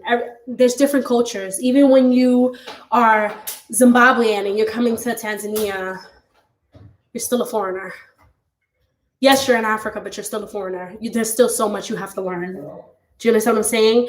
If you're American, there's still so much things that you have to learn when you come down here. So stop getting this idea that because I'm Black, I'm not a foreigner. You are a foreigner, and people will consider you a foreigner. And that's just something you need to get used to.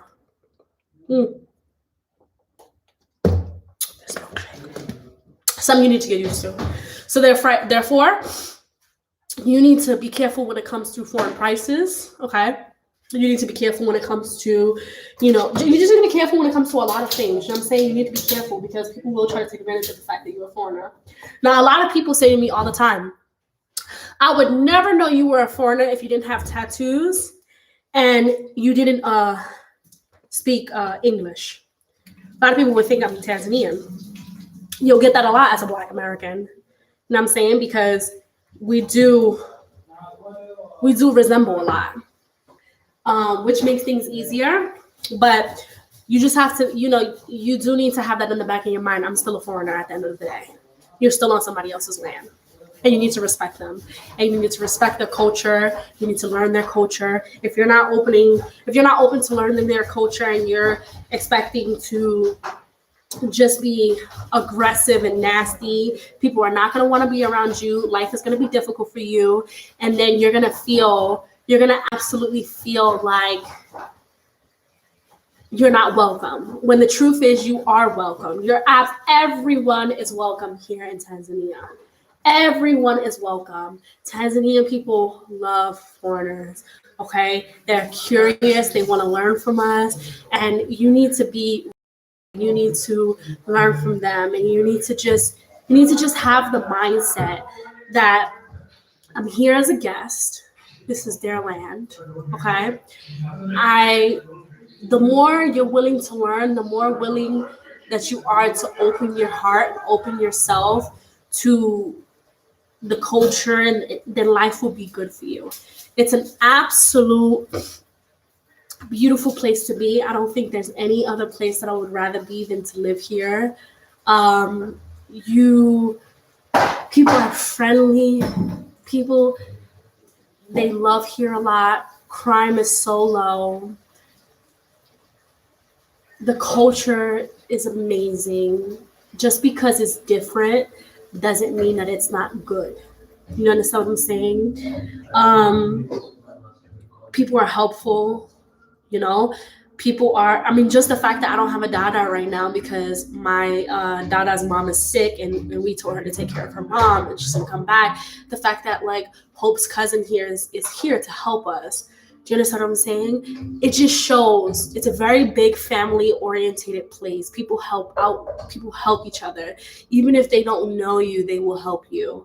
And it's a very different mindset. If you come here with the mindset as a foreign, as an American, you will be treated. People will shut you out. It is not one of those things where you think that you can gain your respect by demanding.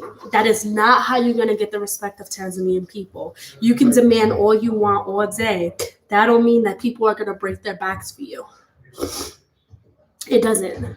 It doesn't mean that at all.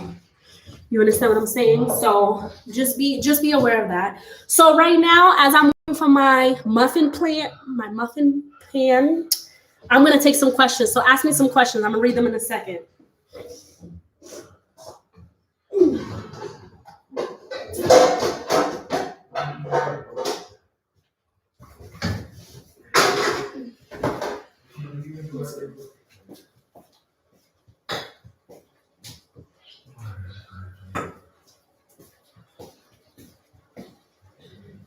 Ask me some questions.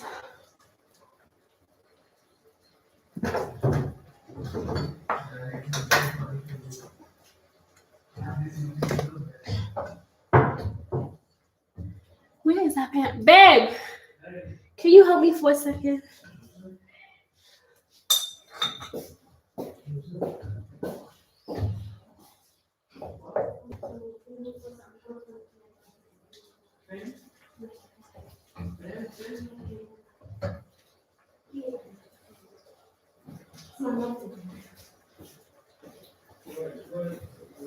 It's under here. The black one? It's the muffin one. This? No, but it looks like that. But it has holes. Oh. This? It looks like that, but it's not cheap. This chip? Yeah. I will see that. It's in there. I love you guys. Thank you so much for supporting me. I'm going to answer some of y'all questions in a second when I get closer to the computer because I cannot see those words right now. It's looking real blurry. It's as white as that, but it has holes in it. I don't know where it is. I think you just mix. Nah, it's there. I've seen it. It's there. When you see that. It's there. I'm telling you. This? No. You don't have it. We have it, honey. It's there. I'm telling you. Nothing. It's there. Do you want a flashlight?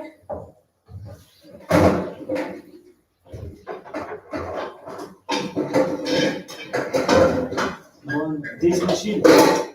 No, honey. It's there. I'm telling you, it's there. I already told you nothing.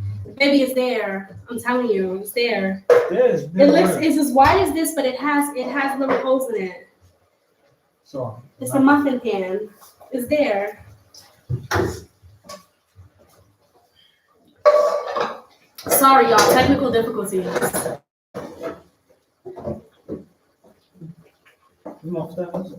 It's there. I'm telling you, it's there. Let me grab this live. All right, let me answer some of your questions. Let me sit down. Hope is about to go crazy looking for this pair. Babe, I'm telling you, it's there. Keep looking. Okay. All right. Would you go back to America with your family?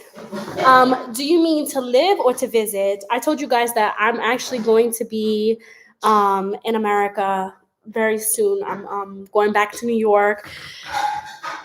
I'm going back to New York, one, to visit my family and stuff like that, but also because I need to do a lot of stuff. I need to do a lot of stuff. I need to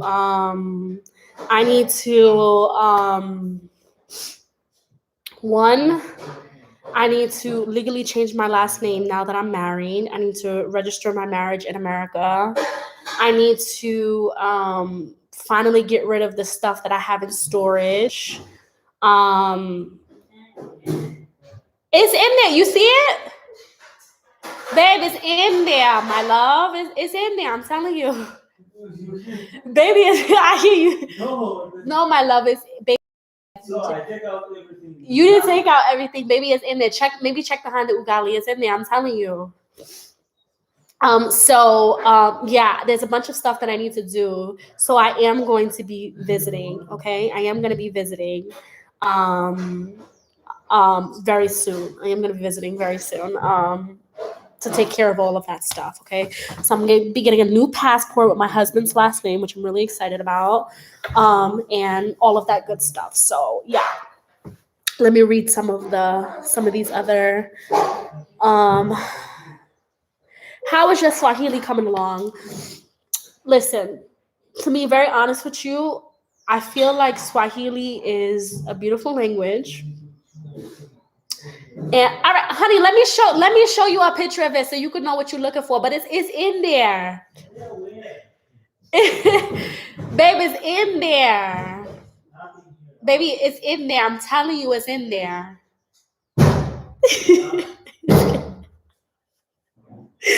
I'm telling you, it's in there. I just seen it the other day. It's in there.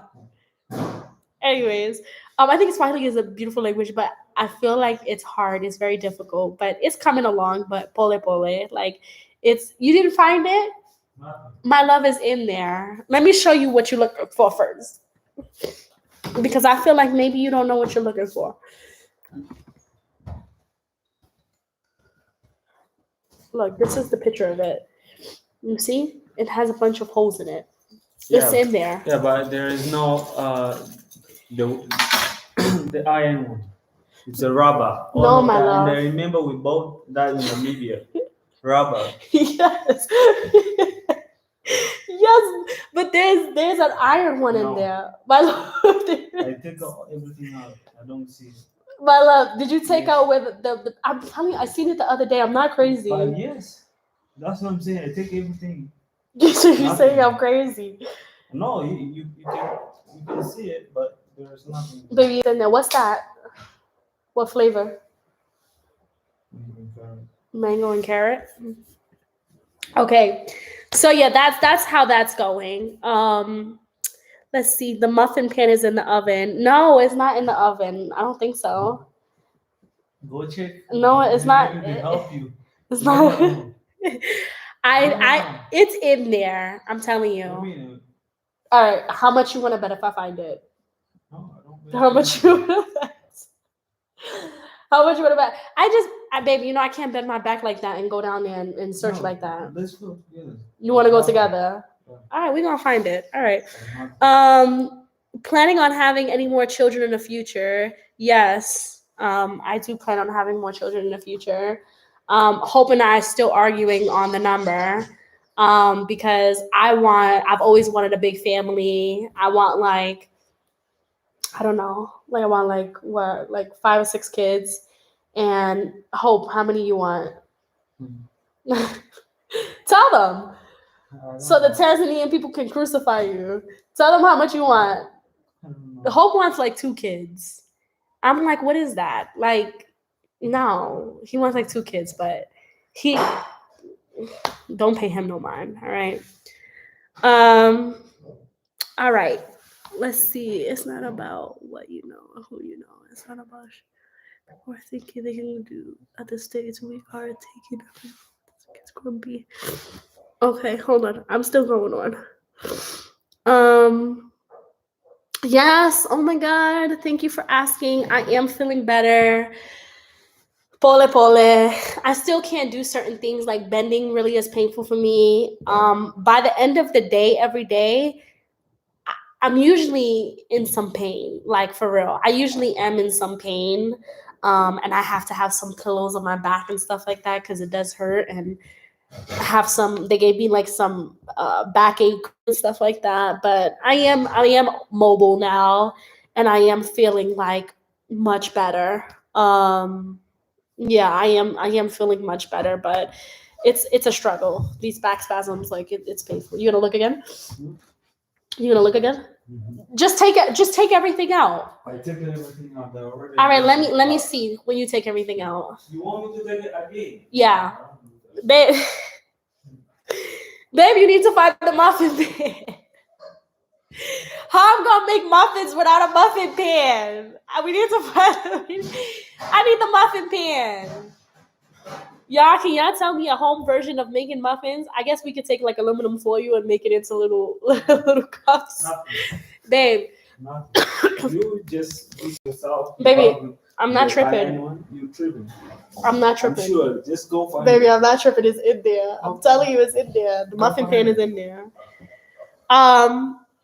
Okay, so you will get there eventually interacting with people in Swahili every day. Yes, I think so too. I do. I think so too. That's not true. What? What's not true? You That I- interact with Swahili people? That if I interact, then I'll learn the language more. You don't think that's true? That's true, but you when someone speak, you don't want. Because I get nervous. Like, I'm not gonna lie to you guys. I get really nervous when people. You get nervous and you want to know. You want to learn. Wow, you feeling real froggy today. You feeling? Y'all hear this? Hope really want to speak up today. No, I don't wanna- Woo! Hope want to speak up today. You got a lot to say today. Tell the people how you feeling today. Tell them how you feeling today. The reason why is because I get nervous. When people speak to me in Swahili, I feel very nervous because I always feel like I'm going to sound stupid because I don't know what I'm saying. Even though I will know the answer, it's like somebody talks to me and I get so scared. Like, for real, I get so scared. And he always says, like, why you get so scared? Just speak. People know that you're learning, so no one's gonna make fun of you. He says that, and then Hope is the first one to laugh at me when I say something. Right? Yeah. Chingapi. Exactly. You see? He's the first one to laugh at me when I say something incorrect. But yet, You don't say incorrect. You say correct, but the pronounce is gonna be like a funny word. well, of course I pronounce it differently. You see, he laughs at me, guys. He's the first one to laugh at me. He's the what?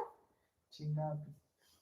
He's the first one to laugh at me, but yet he wants to motivate me to speak Kiswahili. How can you motivate somebody to speak Kiswahili and feel confident when your husband laughs at your No. Kiswahili? When I'm laughing, I'm just joking. I was not just laughing because you learn Swahili. No, it's just joking. Did I laugh at you when And you then was learning English?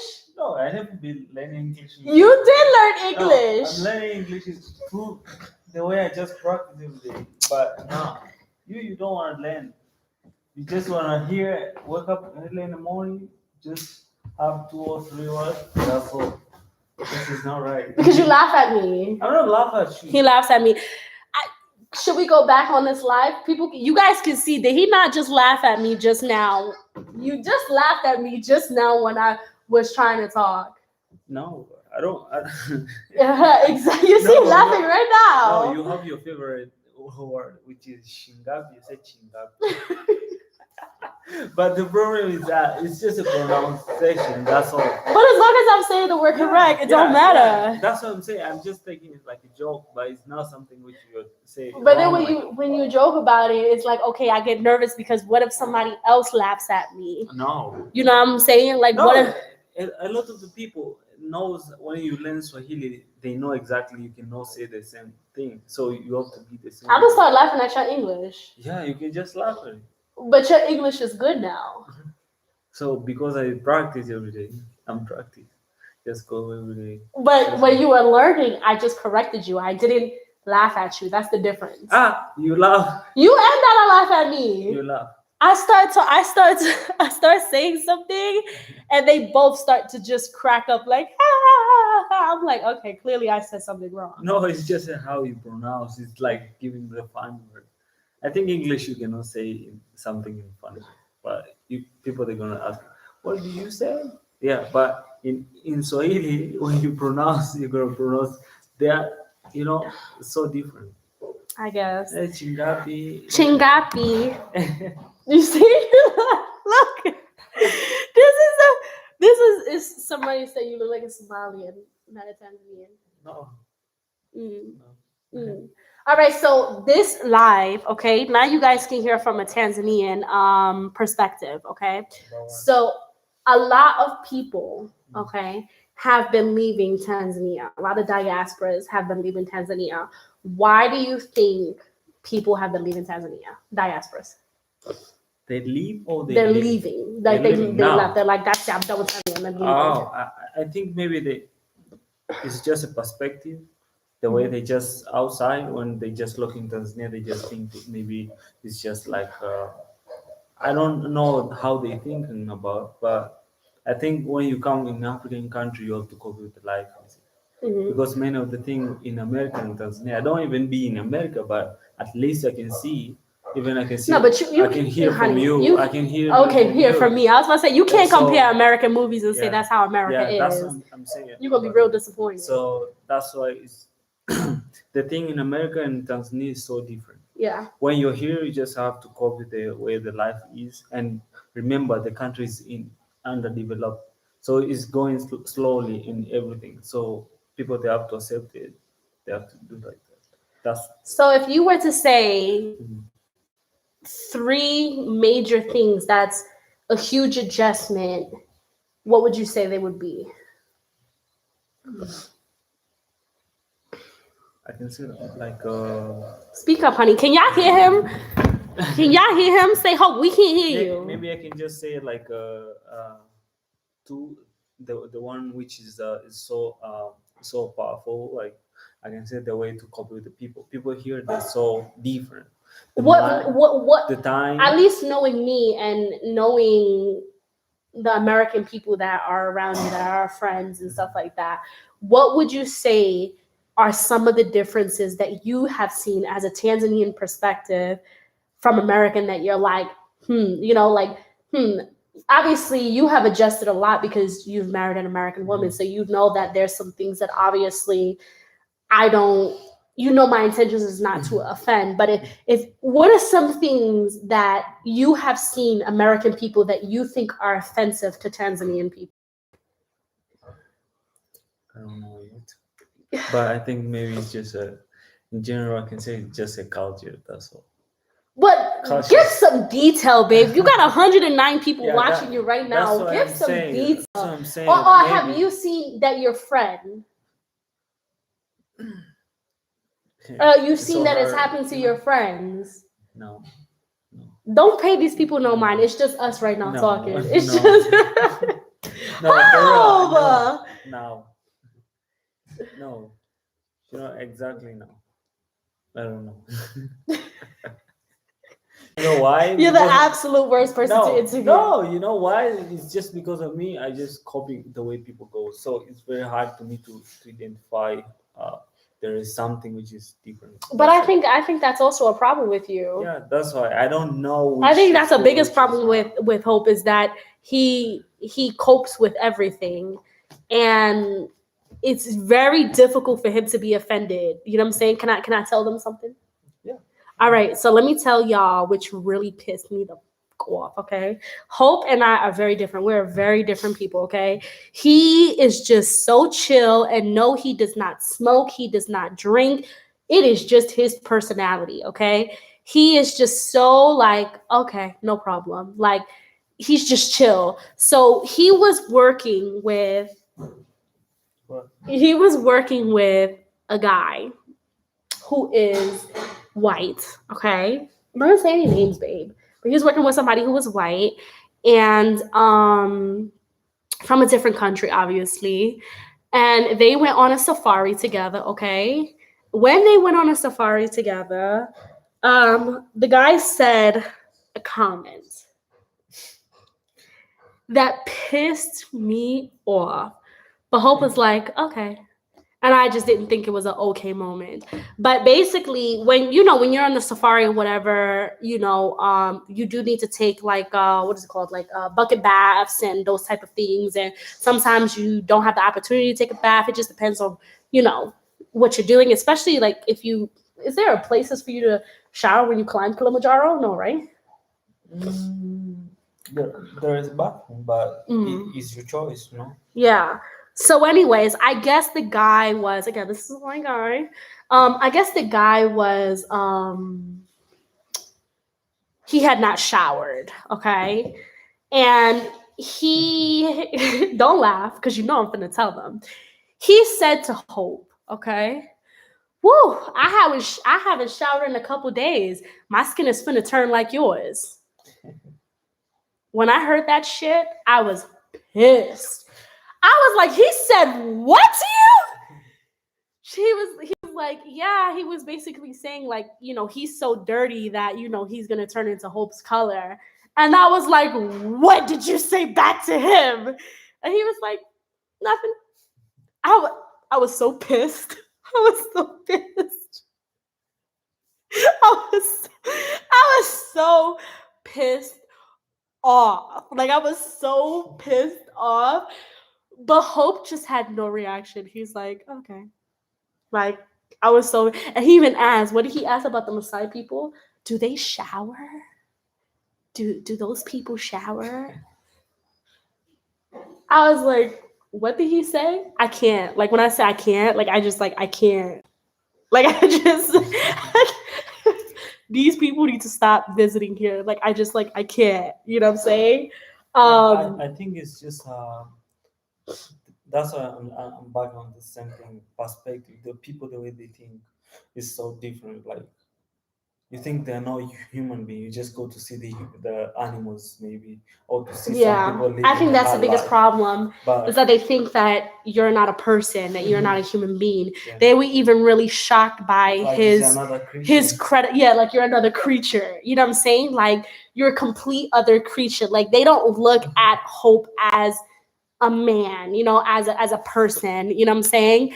Like they look at him as like even when he talked about his credibility, and you guys know he's a licensed engineer and he went to college and graduated, and you know, Hope got his shit together. And a lot of people, and like the guy was like really shocked by that. Like, oh, you have so much, like you have so much going on for yourself. Like, why are you living here? You know what I'm saying? Or why, you know, you should come to the West. Why? For what? So he can get shot by a cop? Like, for what? I don't understand. And it's just the ignorance. And I really hate when people come here and they have ignorance. Like, I really hate that. That's why I ask you, honey, again, don't think about you. No, because you're very different. Because you for me, Hope. It's a hard question to her. It's not a hard question. Right, it's not. It's not. For real. You know, I feel like for you, like you are just different because you put up with any and everything. You are way different than me because I don't have the tolerance. However, Hope does. You know, people can say racist things to him. People can have their disgusting African comments and all this stuff towards him. And he's just like, whatever. It doesn't affect him because he know it doesn't relate to him. However, I am complete opposite. So, honey, if you were to think about your friends, don't think about you, not you. If you were to think about your friends, what would you say is offensive that people do as foreigners, as Westerns, when they come here and they either say or they do to Tanzanian people? For real, I don't know. Babe! That's no question. That's a question. No, because I can't. I think one, littering. A lot of people litter, which is disgusting. Because one thing that I would say is Tanzanian people here, especially, they really appreciate, and I think you can vouch for that, their nature. Do you understand what I'm saying? Like, they really appreciate nature. And then you have foreign people here where they see the trash can, but then they still throw something on the ground. And it's just so disrespectful. Like, it's just so disrespectful. But all right, just come up with one thing. One thing. That's so hard for me. How is that hard? I just gave you an example of how somebody offended you. I tried to recall, but I'm gonna have to get another Tanzanian person because maybe I'm tired. My husband clearly is not the right person to ask this for because, you know, people can offend him and he's just like, whatever. I don't care. Like, he's just like, whatever. What else? What else was something that guy had said? Nothing. Go ahead. Nothing. You just say that. That's what I came to tell you. I was so pissed about that.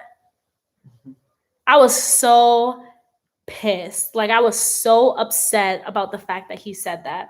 I was like, excuse me? He's like, oh, my skin is going to be as dark as yours. Like, it's just disgusting. Or another thing, okay, what about this? What about this? What about this? What about this?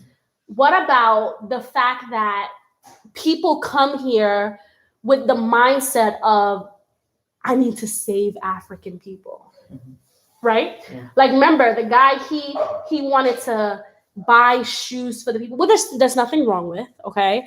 But it's the idea of, I want to save these children. I want to save these people. I want to like, how do you feel about that? And make this in different groups also, because there's a people who are from maybe US, they just come here in order to just do just volunteer, and they're so deep on that.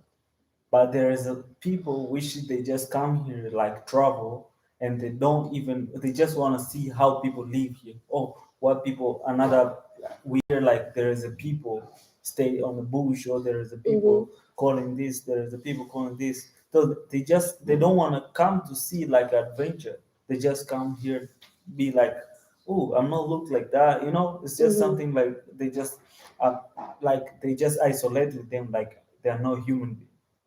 Yeah, but there is the people come here just to help and to do everything. So it's just mindset. I have a big question for you. Would you say that you think there's a difference between white Americans and Black Americans? A big difference. What would you say are some of the differences? I can say the Black American, they just know themselves like we're Black, and also we are just maybe the elders, the sister, the brothers, back and back and back and back and back and back. That's why we're here right now, and also we just still the color even the same. So that what I'm trying to say is, trying to say it like I'm basically trying to say, it says buffering. Are we back? Comment yes if we're back. Comment yes if we're here, if we're back. What I'm trying to say is like, okay, it's back. Good. Like how Black Americans treat you differently than white Americans. Like, do you feel like when you meet a Black American, he sees you more like a brother? Like he sees you like oh yeah, like we cool, like my brother, versus like maybe a white person might see you like as a servant. Like, do you, without saying those exact words, like, but do you feel there's a difference when you meet like a white American versus a Black American? I think so. You think so? Yeah, I think so. In what ways?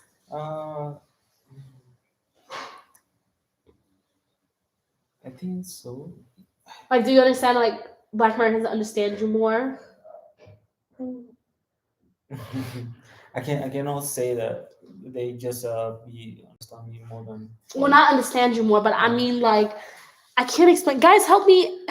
Yeah, like, I feel like I know what I'm trying to say, but I can't say it correctly. I can just say like this: Black American, they just know they're Black, and also they know exactly they're not from Tanzania or somewhere. They're from somewhere. That's why they stay in America. But and they are open-minded. Like these are their Black, so they're our brothers or sisters. So they accept that, and they will treat you differently. Okay, but why to treat you? No, I think it's gonna be different. They can treat you like just a no, but it's not like, hey, can you come do? No, it's so different. Yeah. It's so different. But when the whites stay here, some of them when they stay here, they're trying to cope with the culture, and also they become like a family or something like that. But I definitely get that. I definitely understand that. Let me just read some of this stuff. I want some water. My throat. you cook up. I know, honey. You need to get the muffin pan. You need to get the muffin pan in order for me to bake it. It's ready. I just need to get the muffin pan. Someone said you should have told them they shower and never get lice. I still can't believe they said that to him. Guys, when he came home and told me what these people said to him, I went on straight defense mode. I was pissed. I was like, they said what to you? I was so, and the sad part about it is that they don't see it like a problem.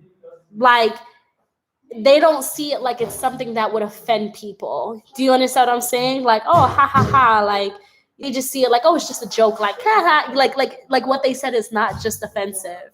Do you understand what I'm saying? Like, so basically, what they're saying is that the color of Hope's skin is dirty. Basically, if you want to, let's get down to the gritty nitty. That's basically what they're saying, is that his skin color is. And didn't they say something about the blackness? Like the people here are not black or something like that. Didn't they say something like that? Somebody told me something like that. I don't remember. It might have not been you. It might have been somebody else. But yeah, no. I was pissed. I was livid. I was pissed. But yeah, hold on. Let me read some of this stuff. How do you cope with electricity failures in Tanzania? It depends on the area. Honey, you can answer this question. I've talked for 2 hours. Yeah, it's depending on the area, but nowadays there's not even. There's barely electronic. Every day is fine. Yeah, there's barely any oh my god, electricity. Why can I say electronics? There's barely any electricity failures. It's been a long. When was the last time? It's been a long time, and they don't usually stay for more than 1 hour, but you cope with it when it does happen. You know, you use your flashlights, you cope with it. You're a human being. Us human beings are adaptable. Like, we can adapt to any environment, so it's not a big deal. Yeah, and it depends on the area. Yeah, and also right now, I think people, they just change they don't even use the government electricity. They just want to use themselves, the solar stuff like that. It's just also how you can have solar. You can use a generator. There's so many things that you can do. So it's really not something that we deal with at all. Talking about 7 black oil. My immune system. Hello, Jules just came in to check in. Hi. We can all learn from Hope. I feel like I have a lot to learn from Hope.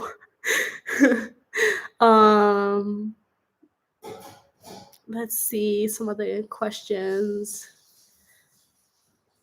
Let's see. Oh, honey, this is a good question.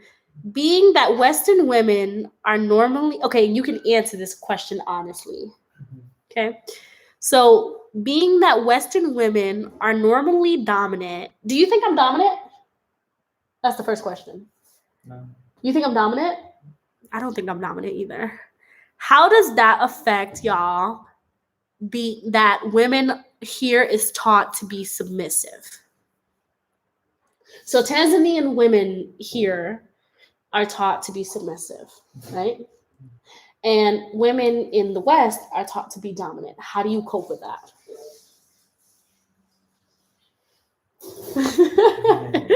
That's what I can say to you. That's my big problem, because I don't know how to answer that question. How are you just gonna you going to find a pot?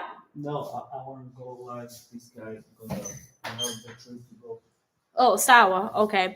So I can answer that question. Hope went to go do something. I can answer that question. So I'm assuming that you guys are talking about, I'm assuming that you're talking about me, but actually I'm actually not dominant at all, especially in my relationship. I'm actually very submissive. And the reason why I'm very submissive in my relationship is because we base our relationship based off the Bible. We follow a lot of the Bible. We're both Christian.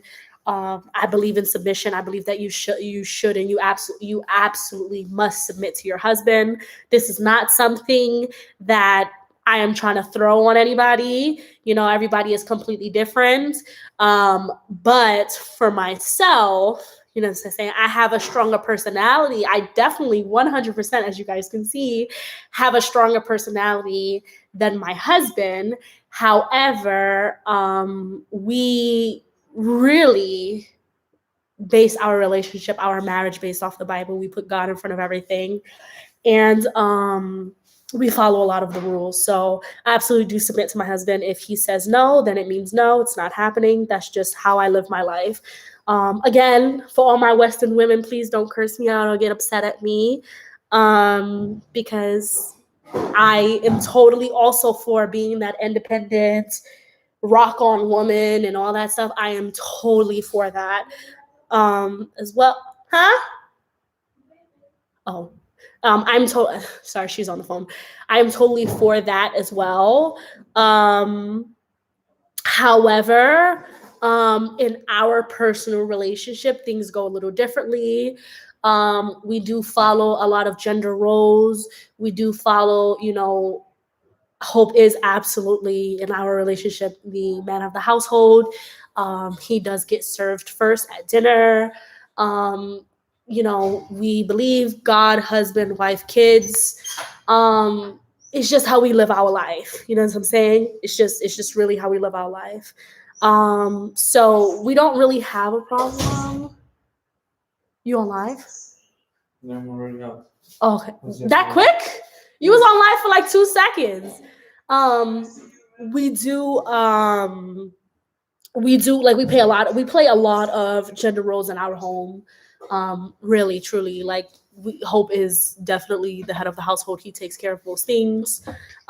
He does a lot of the going outside working, while I do a lot of the home chores and things like that.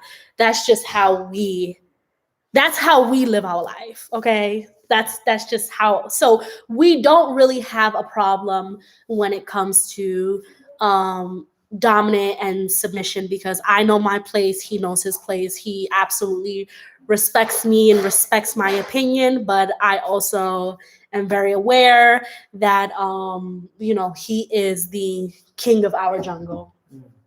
Like how he's smiling.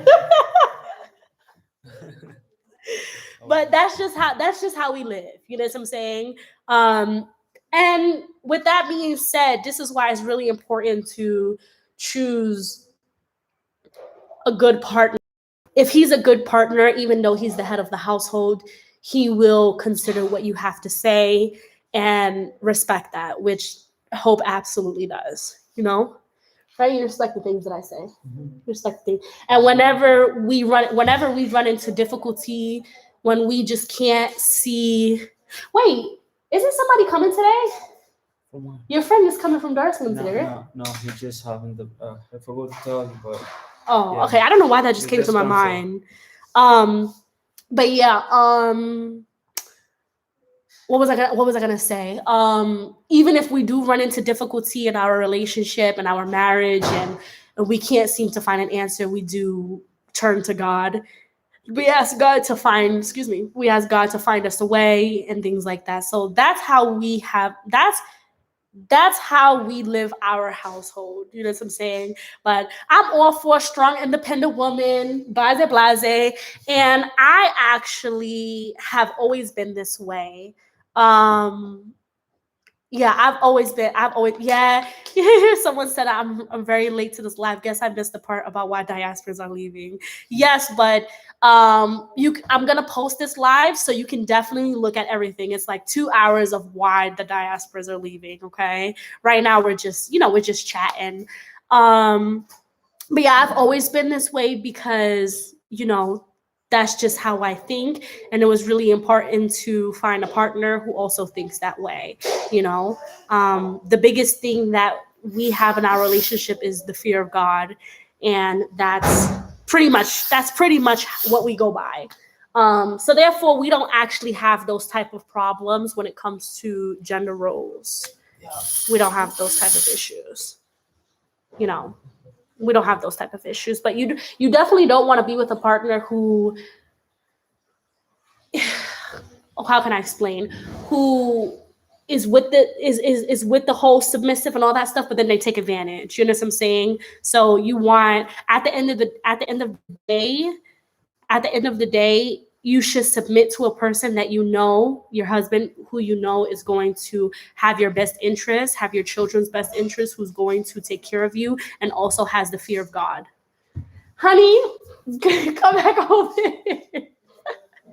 Hope is so shy. He's like, I want to be alive. But yeah, so that's just how we run our household. Please don't judge us based off how we run our household. We are not against how anybody else runs their household. I am aware that there is a thing when it comes to submissive and dominant, especially dominant women in the West. I can't relate to that, only because it's just not how we run our marriage. And especially those are the things that you want to know before you get married. You need to have an understanding on each other's beliefs and how you want your house ran and how you want to raise up your children, because it will have an effect. It absolutely will have an effect. Okay? And let me tell you something, okay? Baby, I want you to hear why I say this. Come. Ben, come down. He's over this live.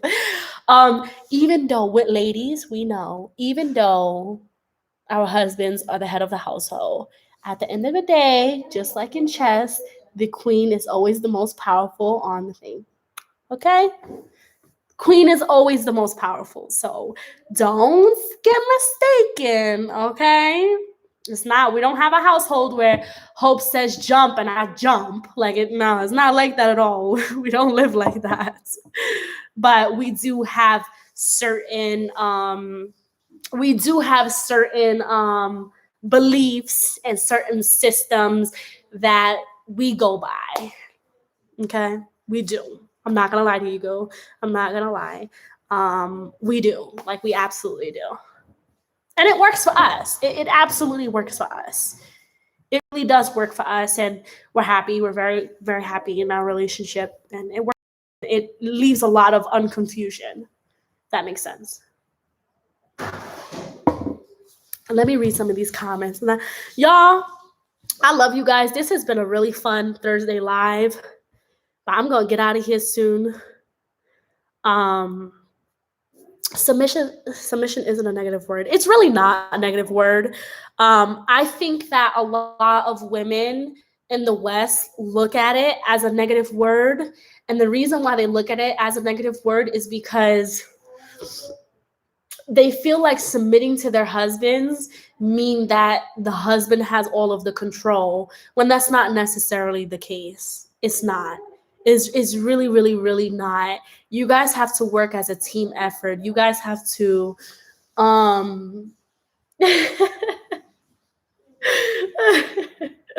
my husband wants my attention. So I'm gonna get off this soon, but hold on, let me finish some thoughts. Let me read some of these comments, all right? It's not it's not a negative word. You know what I'm saying? And I feel like women feel like I can't explain it.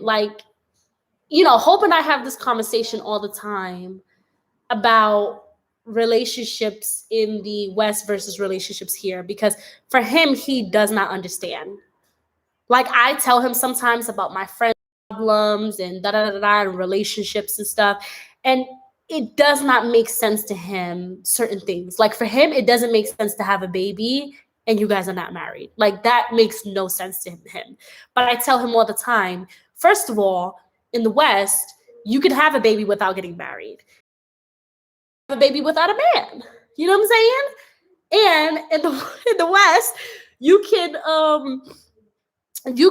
have and to him, he thinks it's absolutely crazy. He's like, that does not make any sense to me. What are you talking about? How can you have a child without having two parents in the household who love each other, who are married, and who can raise up your children? that does not make sense to him because it's not something that he's used to. His parents have been married for 35 years. They have children all together. There's no outside babies and babies out of wedlock. Like, so it does not make sense to him, and it is not a norm here. It is not a norm here to have children without being married. You get married first, you love each other, you fall in love, you get married, then you start having babies. So for him, it's a complete foreign world. It's a complete foreign world. But for me, I'm like, nah, you go down to the sperm bank, get some sperm, and you go have a baby. But it doesn't make sense to him, you know? So a lot of women in the West feel like they have gone so independent, which I don't agree with. They have gone so independent that they don't need a man. And I can't relate to that because I feel that, first of all, in the Bible, it says that a woman was made for a man, okay? So we're not going to try not to get too much in the Bible, but only because I know that there are different religions and that are watching me, and I don't want to particularly talk about a certain religion. However, I do believe that women were made for men. And I do believe that women need men. And I also believe that men need women. Do you understand what I'm saying? I believe in it both ways. So women have gotten so independent, which I believe in independence. I'm all for independence. But they believe that they don't need a man, or they have these certain expectations, or no, all I need a man for is just to give me a child and I'm going. And then they don't even need a man to have a baby anymore. They can just, like I said, just go to the sperm bank and call it a day. So when you start talking about the conversation about submitting to a man, it's like all of that confidence, all of that stuff that she has built up inside of her. And then for you to say you have to submit to your man, they changed the word into a negative word. Do you understand what I'm saying? They completely changed the word into a negative word because they use it as a weapon. Like, no, if I submit to my man, it means that he has all the power and he can do this and he can this and he can this and he can this. But let me tell you something, you know what I'm saying? Listen, I don't want to, like I said, I don't want to go too much into this because I'm not trying to lose subscribers for this conversation. But at the end of the day, I done lost my train of thought because you distracted me just now. I done lost my train of thought. Hold on, wait, y'all. Hold on. I done lost my train of thought. I just said, what did I just say, babe? I'm telling you, I'm losing my mind. I just talked about how everybody has used that, how everybody has changed. Okay. I remember where I was going with this. I was going with this where the most destructive thing in the American family is the broken home of Black families. Period. I'm not going to argue with you. Point blank periods. Fathers are absent from homes. Okay? That has a huge effect on how the children are growing up. Okay? If we go back to the idea, the same way, look at it. Guys, look at every single other race. Every single race. You have the Chinese people who are breeding together, who are marrying, who are having babies. You have the white people who are breeding together, who are da-da-da-da-da. You have the Philippine people who are breeding together, marrying together, having a household. Then you look at the Black family, okay? You have single mothers, our Black brothers in jail getting killed. You have the birth control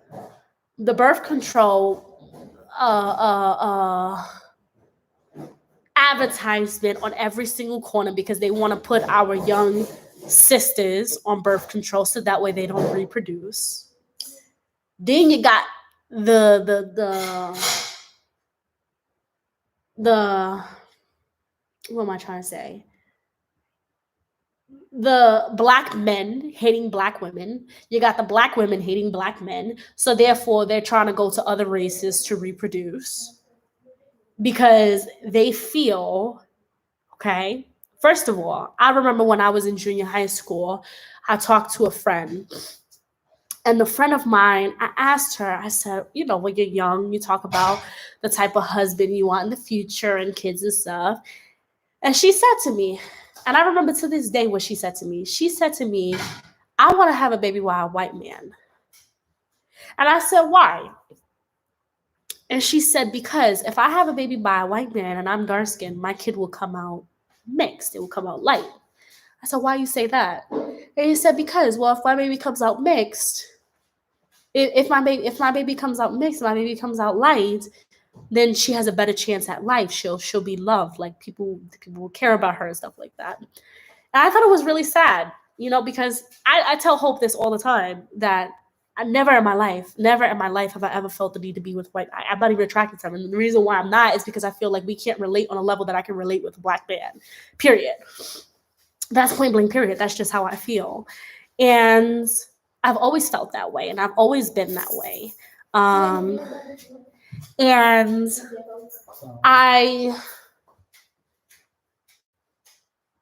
it happens a lot. And the reason why it happens a lot is because these young girls are growing up without a father. And then they go to the park, or they go to Lucy's house, and they see that her mom has a mom and dad who love each other, and they're raising her. But then she looks at her mother, and it's black mother is struggling. So then she starts desiring what Lucy wants and says, when I get older, I'm going to get me a white man, because I know that in a white man's household, there's mom and dad who love each other and they have children. It's a conversation that black people are not ready to have, but it's the truth. But if you change the narrative, you start having mom and dad who love each other, and you start to see your friends who have black households, who have mom and dad who love each other, who are married, who follow the Bible, who worship each other, who care about each other, who doesn't have domestic violence, who doesn't have cheating, who doesn't have all of this nonsense. And you see just happy people, little kids will start desiring to have the same type of household. They will start to desire the same type of household. They would say, I want that. I want that. I see that. I see the love mom and dad have. I see the love that my friend's parents have. This is the type of family that I want. Black men are absent. They're absent from their household. The reason why they're absent from their household, bye, thank you.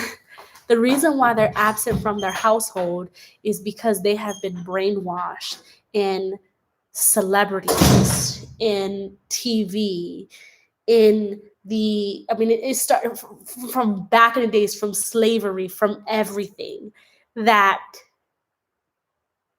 this is not something you should have. You know, it's okay for you to go and just have sex with a woman and get her pregnant and not raise your kids and not have that household, that it's okay for that. And young women are taught that you have to make it on your own. You have to be independent. You need to be independent. You need to be an independent, strong black woman. And that's how you make it.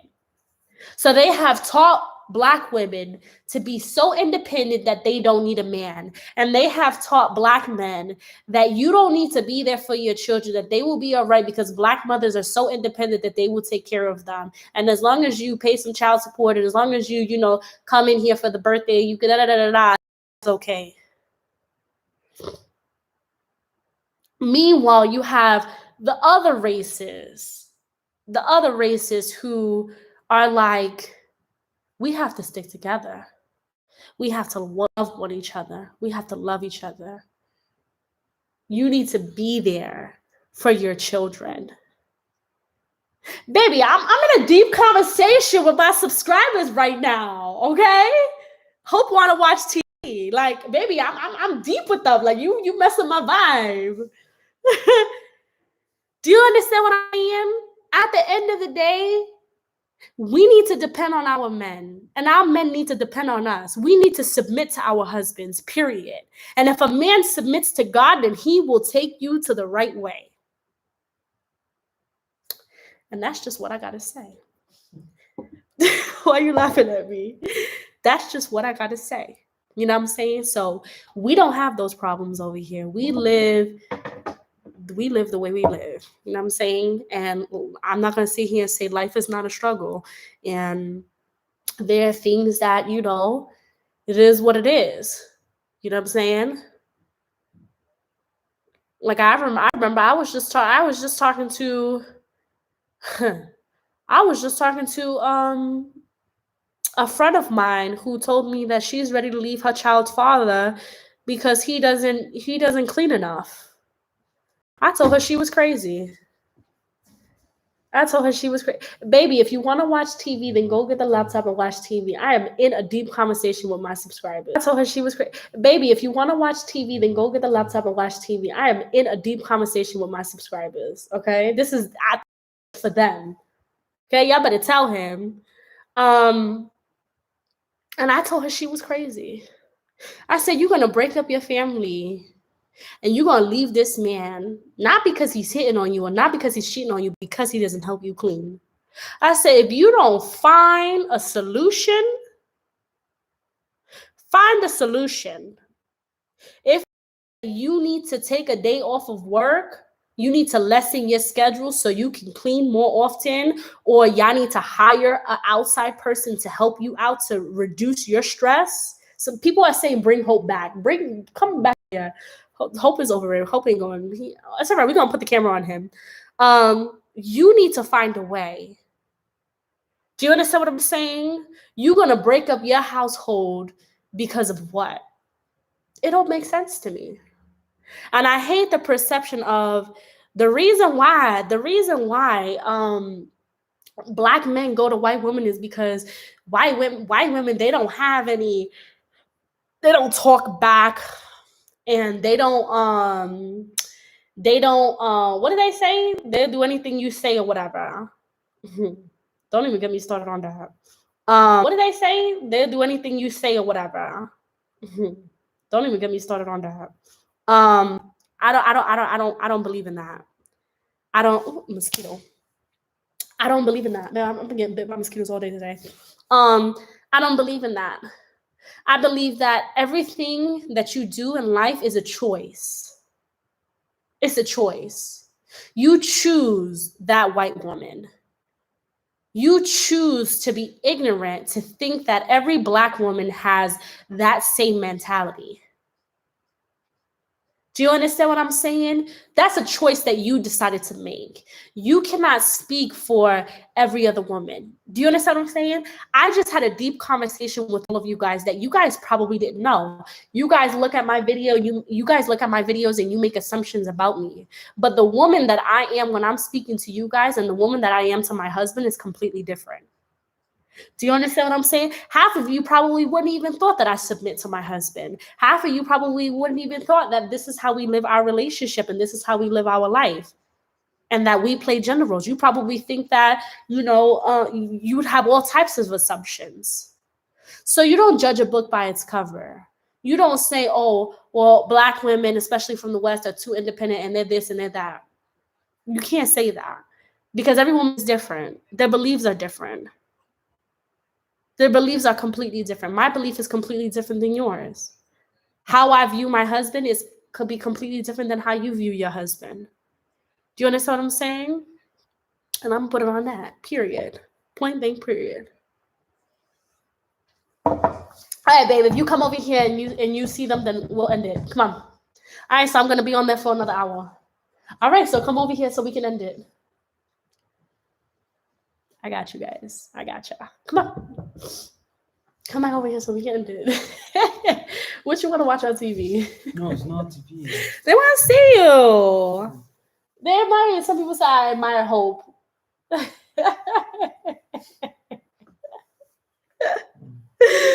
Do you agree with the things that I said? Were you listening? I listen. You listen? Do you agree with some of the things that I said? It's true. It is. It is. It's very true. You look at me like that. Why you looked at me like that? I don't think there's anything else to touch on. This live had completely went on a whole different other on a whole different other way, because we started talking about, you know, marriage and all that stuff. Guys, please go. Yeah, the title is different. Please go follow DNH Adventure so you guys can, you know, this is where we can really, this is really where we can, you know, talk about, you know, us and marriage and all of that stuff that you guys want to know personally about our lives. That's where you can really see personally about our lives. That's where you can really see. We should be filming soon. Today I was supposed to film a bunch of videos, but I wind up not. I wind up just doing this live. But this live was successful. I'm really happy with how it came out. So yeah. I'm gonna end it by saying, guys, please do your research when coming to Tanzania. Please do your research. Please do not come here with the same thoughts, the same thought process you have when you are in America or Europe, okay? You guys are raised we're raised way differently in the West than people are raised here. Show respect for the culture. Don't be ignorant. Do not set open the door. Exactly. Open the door to learn.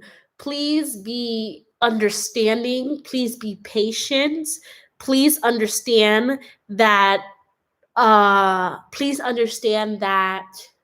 the culture is different. If you're not open to learning the culture, guys, if you're watching, press like. I want to see those likes go up. Please be open to being different. You're going to change. It's going to be a life-changing experience, and it's an amazing experience. It's the best decision that I ever made. It is. It's the best decision I ever made. Was it the best decision you ever made? Well, you didn't do nothing. You stood in Tanzania. Huh? Meeting me? How was meeting me? He didn't know I was American when he first met me. He didn't.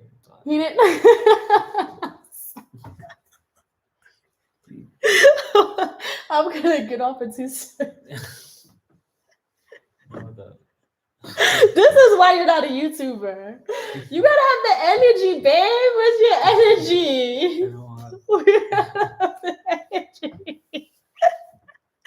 So, all right, y'all. All right. I'm not gonna torture you anymore. All right, I love you guys. Please subscribe if this is your first time on here, because maybe you just saw this live. Please subscribe. I post a lot of content. This is who we are. Please subscribe. Please like this video. I love you guys so much, and I will see you guys on the next Thursday live. Bye.